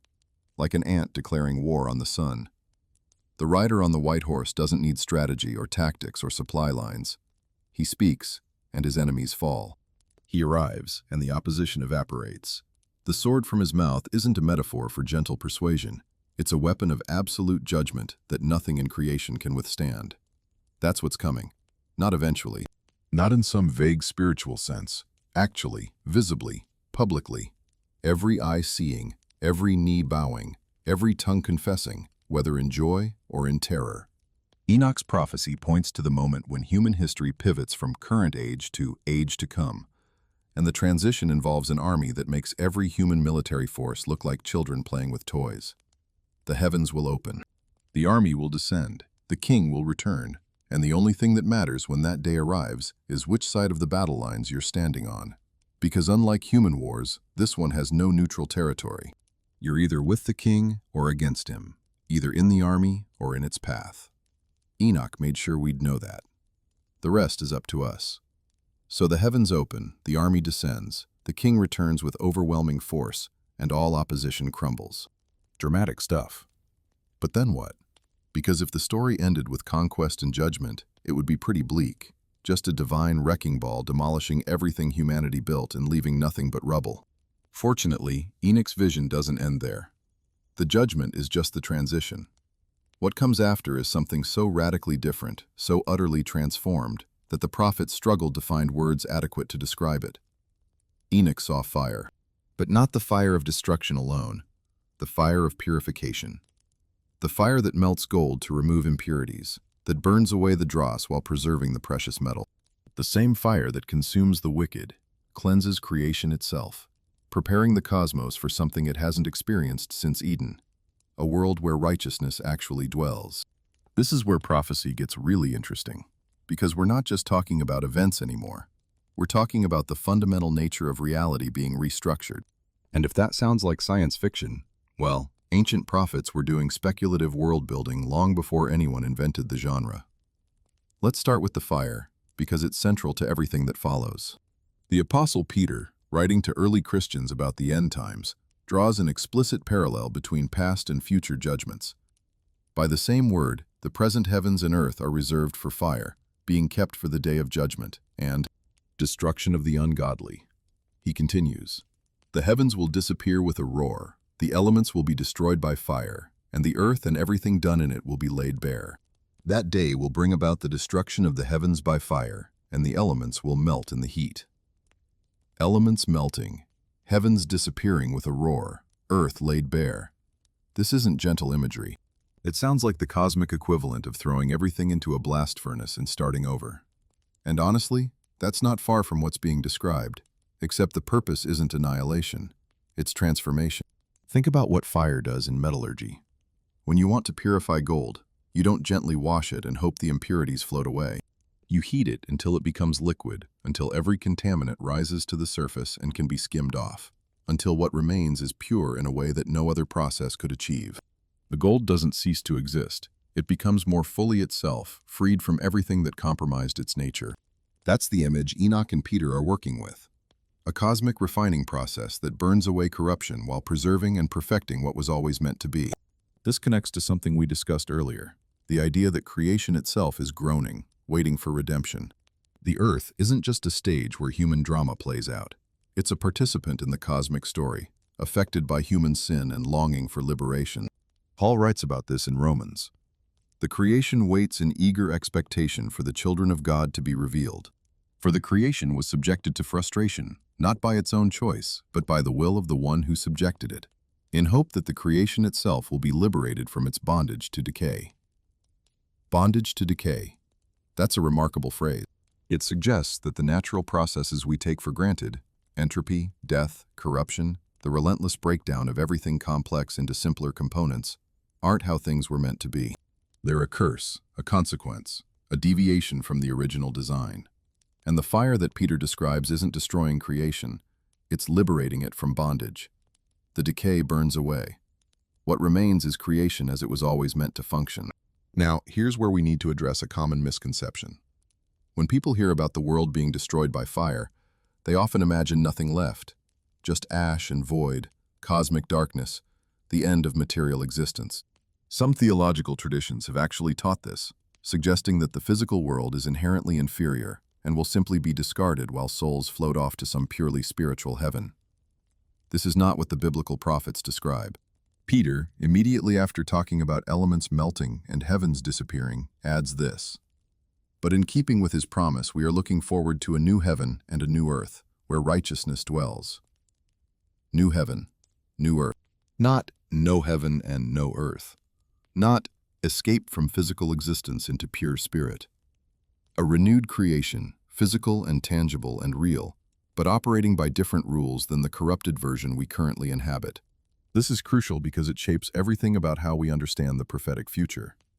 The goal isn't escape from creation, it's restoration of creation. The fire doesn't erase matter, it purifies it. What emerges on the other side isn't a blank void, but a transformed cosmos, the original design finally realized without the contamination that has plagued it since Eden.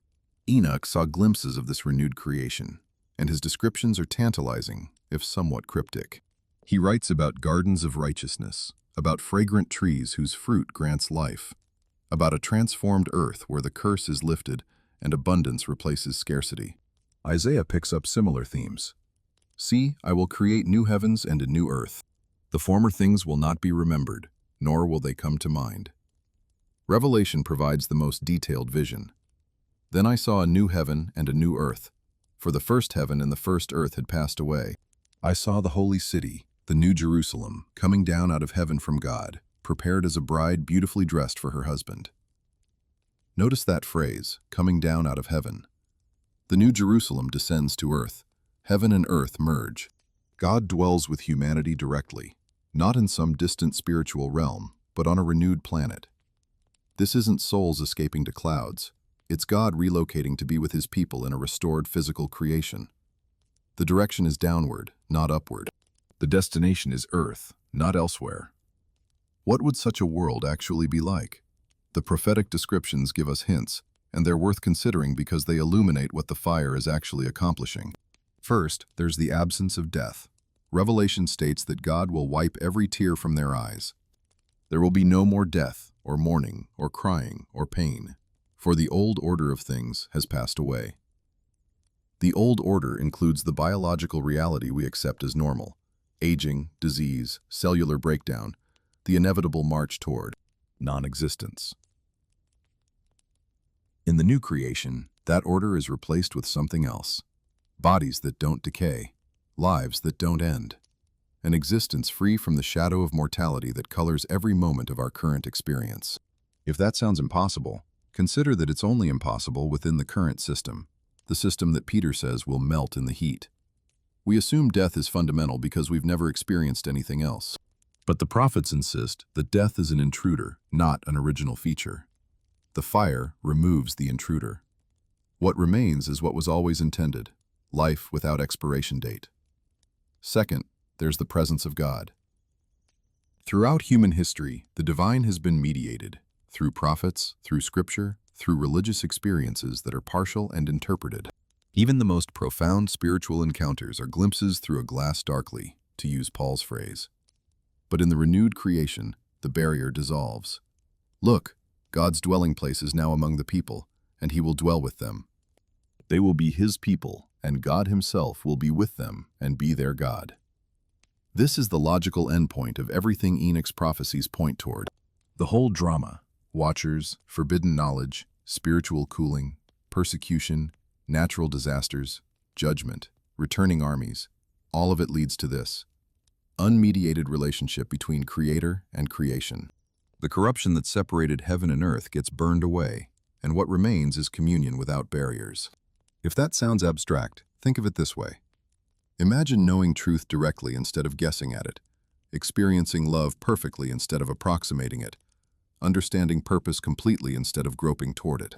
That's what unmediated divine presence implies. Third, there's the restoration of nature itself. Isaiah describes the renewed creation in almost playful terms.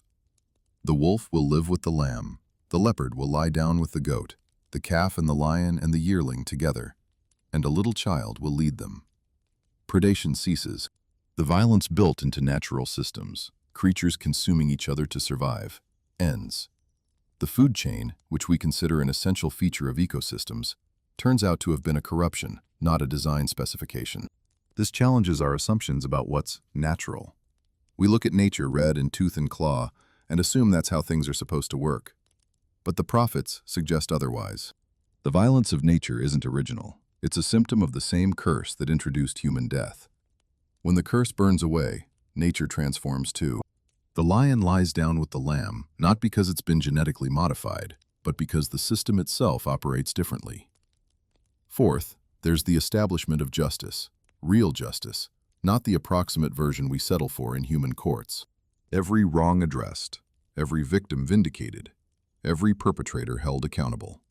The heavenly books we discussed earlier finally close, their contents adjudicated with perfect wisdom and complete information. No one gets away with anything. No injustice remains unresolved. The scales balance. This is simultaneously hopeful and terrifying, depending on your perspective. If you've been wronged, really wronged in ways that human justice never touched, the new creation promises vindication. Your suffering wasn't meaningless or forgotten. But if you've wronged others, really wronged them, in ways you thought you got away with, the new creation promises accountability. The fire of purification doesn't just cleanse creation. It exposes everything hidden, resolving every outstanding moral debt. Now, let's talk about the fire itself for a moment longer, because there's a tendency to treat it as purely metaphorical, and that might be a mistake. Modern physics tells us some interesting things about the nature of matter and energy. Everything we consider solid is actually mostly empty space filled with energy fields. Atoms are held together by forces we can describe but not fully explain. The distinction between matter and energy is less clear than our daily experience suggests. Matter can be converted to energy and vice versa, as Einstein famously demonstrated. The physical world is far stranger than it appears. When Peter writes about elements melting in fervent heat, he's describing transformation at the most fundamental level, the reconstitution of reality itself. Whether this happens through processes physics could theoretically describe, or through supernatural intervention that operates outside physical laws, is unclear. But the point is that the fire represents real change to real things, not merely symbolic imagery for spiritual concepts. The same fire that judges also renews. The same heat that destroys corruption preserves what is good. It's not two different fires, one for punishment and one for renovation. It's the same fire, doing different things depending on what it encounters. Dross burns away. Gold emerges purified. Those who built with precious metals find their work surviving the flames. Those who built with wood, hay, and stubble watch everything they constructed disappear. This is Paul's imagery from 1 Corinthians, by the way. If anyone builds on this foundation using gold, silver, costly stones, wood, hay, or straw, their work will be shown for what it is, because the day will bring it to light. It will be revealed with fire, and the fire will test the quality of each person's work. The fire tests quality. It exposes what's real and what's counterfeit. The person might be saved, as through flames, preserved but with their life's work reduced to ash. or they might emerge with their work intact, vindicated, and rewarded. So when we talk about the fire of final judgment, we need to hold multiple realities together. Yes, it's judgment, terrifying judgment for those whose entire existence was built on corruption. But it's also liberation, glorious liberation for creation itself, and for those who built with materials that survived the refining process. The same event looks completely different depending on what you're made of, what you've built with, what your fundamental nature has become over the course of your existence. This is why Enoch's prophecies aren't primarily about scaring people, though a little healthy fear never hurt anyone. They're about perspective. They're about understanding what actually matters in light of what's actually coming. If the fire is real, if the current heavens and earth are genuinely reserved for judgment, then building your life around things the fire will consume is catastrophically unwise. And building your life around things the fire will preserve and purify is the only rational response. What survives the fire? According to the prophetic tradition, love, faith, relationships oriented around God, acts of genuine righteousness, the investments you made in eternal things rather than temporary ones. What doesn't survive? Everything else. The status markers, the accumulated wealth that can't follow you through death, the reputation management that impressed people who are also facing judgment, the comfortable compromises that felt like wisdom at the time. The fire simplifies everything. It reduces the complex calculations we use to navigate life to a single question. Is this built on what lasts or on what burns? And the answer to that question, repeated across thousands of daily choices, determines what emerges on the other side. Enoch saw the fire coming. He saw what burns and what remains. He wrote it down across the millennia so that people facing the fire, that's us apparently, would have time to adjust their building materials. The prophetic function isn't just prediction, it's warning. It's an opportunity to change course while course correction is still possible. Because the fire is coming, the elements will melt, the heavens will disappear with a roar. And on the other side of that cosmic conflagration, something new emerges, a new heaven and new earth where righteousness dwells, where death has no dominion, where God lives among his people without barriers or mediation. That's not destruction. That's the most thorough renovation project in the history of existence. The question, as always, is what you do with this information. The fire doesn't care about your opinion of it. It will test everything you've built, everything you've become, everything you've invested your life in. What survives will be worth more than anything you can currently imagine. What doesn't survive will be remembered only as smoke rising from the cosmic furnace. Enoch saw gold emerging from the flames, purified and glorious. He also saw dross consumed, vanishing without trace. The same fire, different outcomes. Your outcome depends on what you're made of, and fortunately, that's something you still have time to influence. But not forever. The fire has a schedule, and according to the convergence of prophetic signs we've discussed throughout this video, that schedule might be closer than any previous generation had reason to believe. The elements are groaning. The corruption is accelerating. The birth pains are intensifying. And somewhere beyond the current heavens, the fire waits for its appointed moment to descend and transform everything. Everything, including you. We've covered a lot of ground together. Fallen angels with impulse control problems, forbidden knowledge unleashed on an unprepared humanity, a spiritual ice age spreading across the globe, believers persecuted and hidden, the earth convulsing with disasters, a mysterious Son of Man waiting since before time began. The flood is a preview of coming attractions, a kingdom that outlasts every empire, heavenly books recording every deed, an army of saints preparing for the ultimate invasion, heavy material. The kind of content that either changes how you see everything or gets filed away under interesting but probably not relevant to my Tuesday afternoon.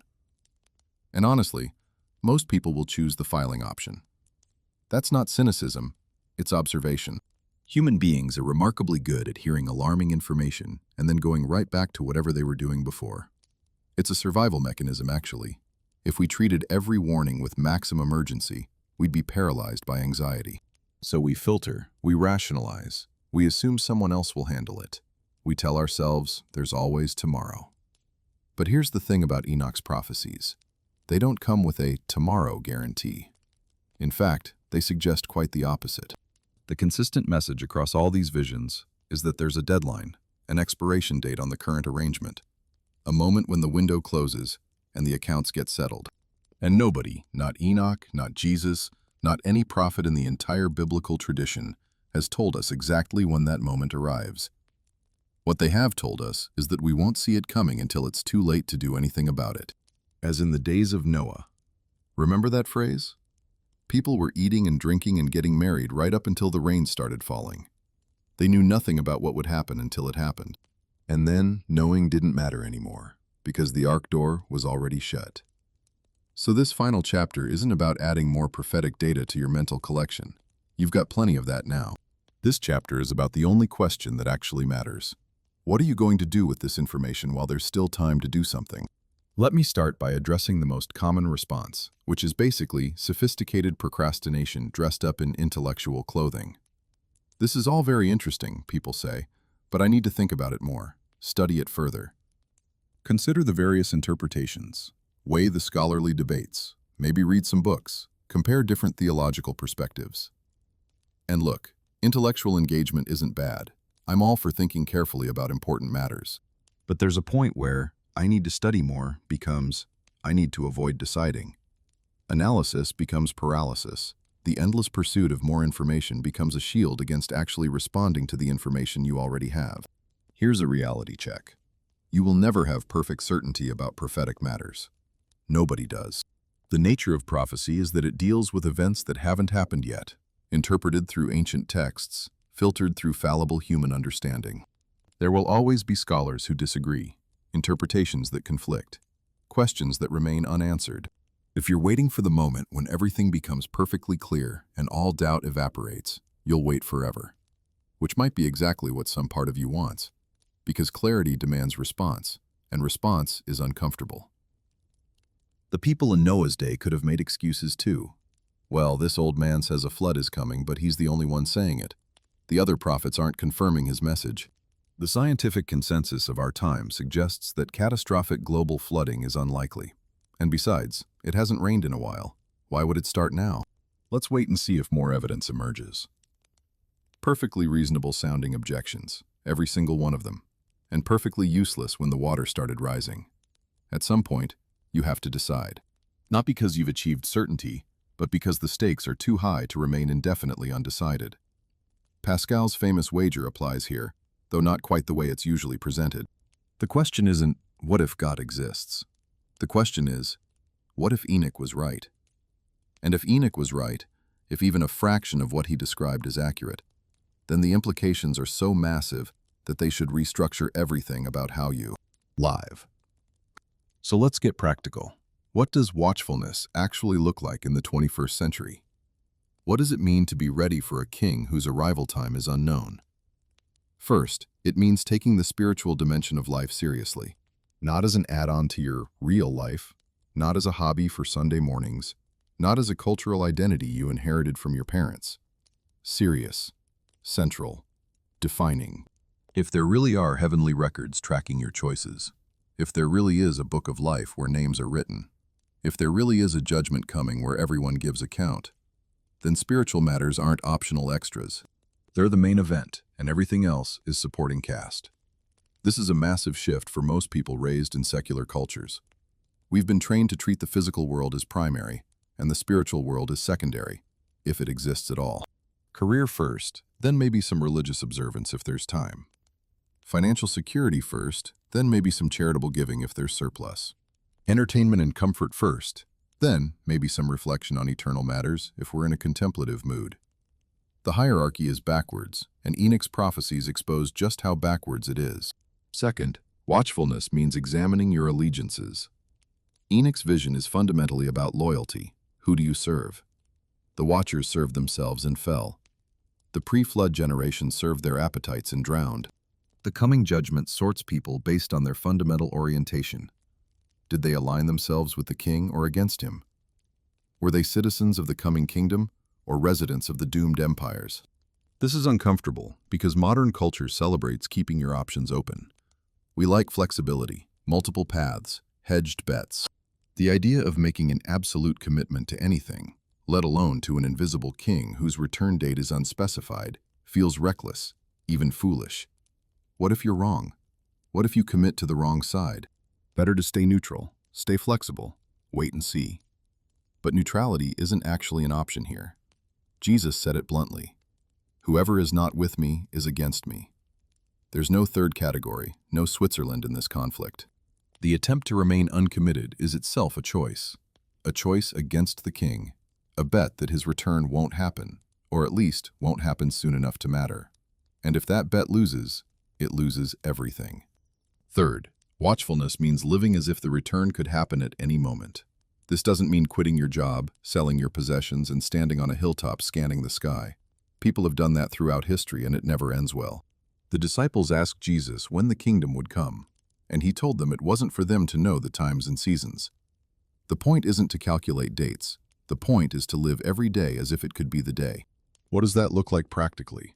It means not putting off until tomorrow what should be done today, particularly when what should be done involves reconciliation, repentance, generosity, integrity, or any other response to the king's commands.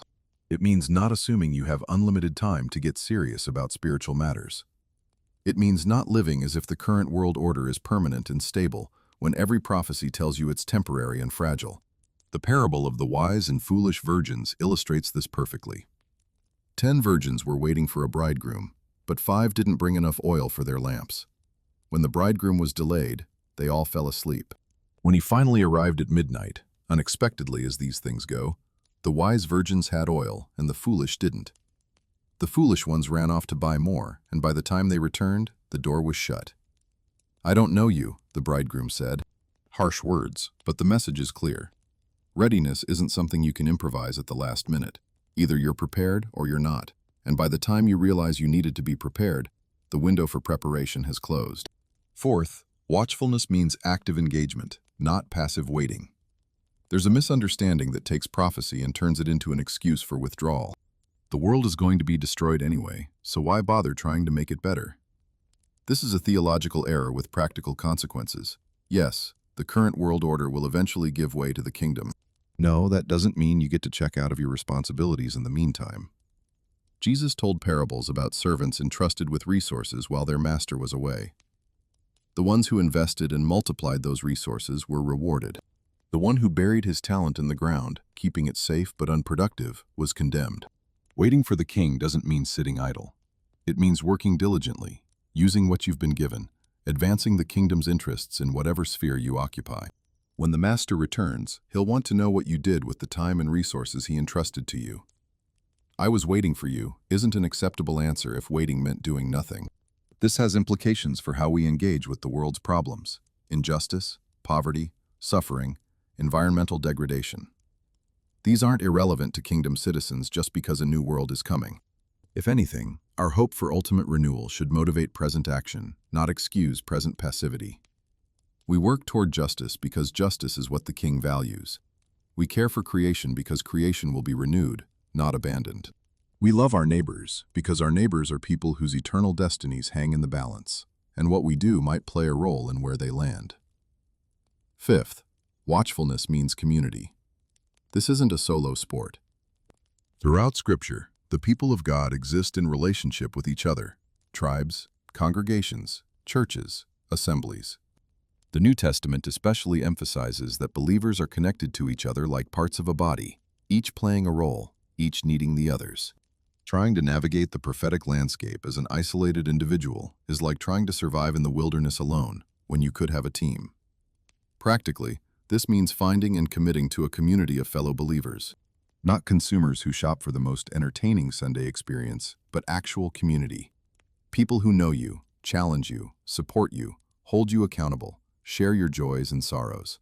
The great cooling we discussed earlier has produced a generation of spiritual lone wolves who watch religious content online but never actually commit to real, messy, demanding relationships with other believers. That's not watchfulness, that's spectatorship. And when the crisis hits, whether personal or cosmic, spectators discover that their community consists of people who don't know their name and wouldn't notice if they disappeared. Sixth, watchfulness means examining your daily patterns. What do you actually spend your time on? Not what you think you should spend it on, not what you tell other people you spend it on, but actually, honestly, where do the hours go? For most of us, an honest audit would be embarrassing. Hours scrolling social media, hours consuming entertainment, hours pursuing comfort, convenience, distraction. And how much time spent in prayer, in scripture, in service, in practices that align with the kingdom we claim to be waiting for? This isn't about guilt-tripping yourself into misery. It's about alignment. If you really believe a king is returning, and a judgment is coming, and an eternity hangs in the balance, then your daily patterns should reflect those beliefs. Not perfectly. We're human, and consistency is hard. But directionally, the trajectory of your life should be moving toward readiness, not away from it. And if your patterns suggest you actually believe none of this matters, then maybe your beliefs and your patterns need to have a conversation. Seventh, and finally, watchfulness means personal encounter with the king. All the prophecy in the world doesn't help if you don't actually know the one the prophecy is about. Enoch didn't just see visions, he walked with God. That phrase implies ongoing relationship, continuous communion, personal knowledge that goes beyond information. You can know everything about a person, their biography, their achievements, their characteristics, without knowing them. And when it comes to the king, knowing about him isn't enough. The judgment question isn't, did you have accurate information about Jesus? The question is, did I know you? This is where everything gets intensely personal. You can read prophecy as an intellectual exercise, collecting data about future events, like someone studying weather patterns. Or you can read it as an invitation to relationship with the one who holds the future. The same king who will return with armies of angels is available now, today, for anyone who seeks him. Prayer isn't a ritual performance for an absent deity. It's communication with a living king who hears, responds, and cares. Scripture isn't an ancient artifact to be analyzed. It's his voice speaking across millennia directly to you. The practices of faith aren't religious obligations to be checked off. They're pathways into deeper relationship with someone who wants to know you and be known by you. Enoch walked with God in a world that was sprinting toward destruction. He maintained that walk while everyone around him was distracted, corrupted, consumed by the temporary pleasures of a doomed age. And his walk was so consistent, so intimate, so genuine, that God decided he didn't need to experience death at all. He just took him. Upgraded Enoch directly from earthly walk to heavenly dwelling without the usual intermediary of dying. That's the model. Not just believing correct things about prophecy, but walking with the God who revealed the prophecy. Not just preparing for future events, but cultivating present relationship. Not just waiting for the king, but knowing him now, serving him now, loving him now, so that when he appears, you're not meeting a stranger, but welcoming someone you've been walking with all along. The siren is sounding. Enoch sounded it millennia ago, and it echoes through the centuries, growing louder as the signs multiply and the prophetic timeline advances. It's not a museum piece for scholars to debate. It's not entertainment for people who like dramatic apocalyptic content. It's an alarm, and alarms demand response. You can hit snooze, but snooze buttons don't stop the emergency. They just delay your awareness of it until the emergency is undeniable. And by then, in the prophetic framework, it's too late. So where will you be when the sky cracks open and every eye sees the king returning with his armies? On which side of the judgment will you stand when the books are opened and the names are read? Is your name in the book of life? And if you're not sure, what are you doing about it starting right now, today, this moment? The prophecies have been delivered. The warnings have been given. Enoch did his part thousands of years ago, and the information has traveled through centuries of human history to reach you in this format at this moment. Now it's your turn. Not to passively receive more information, but to actively respond to the information you've received. The king is coming. The kingdom is approaching. The judgment is certain. And the choice you make, or the choice you avoid making, which is still a choice, determines everything about your eternal future. No pressure, except all the pressure. Because this is the one decision that actually matters in a way that nothing else does. The one question whose answer echoes forever. The one moment of choice that you'll either be grateful for or regret for eternity. Enoch walked with God and was not, because God took him. The question this ancient prophet poses to every generation, including ours, is simple. Will you walk with God too? Or will you be like the generation that drowned, eating and drinking and knowing nothing until the flood swept them all away? The answer is yours to give. The time to give it is now. And the King who hears all prayers, sees all hearts, and keeps all records, is waiting to see what you'll do with everything you've just heard. Choose wisely. Choose soon. Choose as if eternity depends on it. Because according to everything Enoch saw, it absolutely does.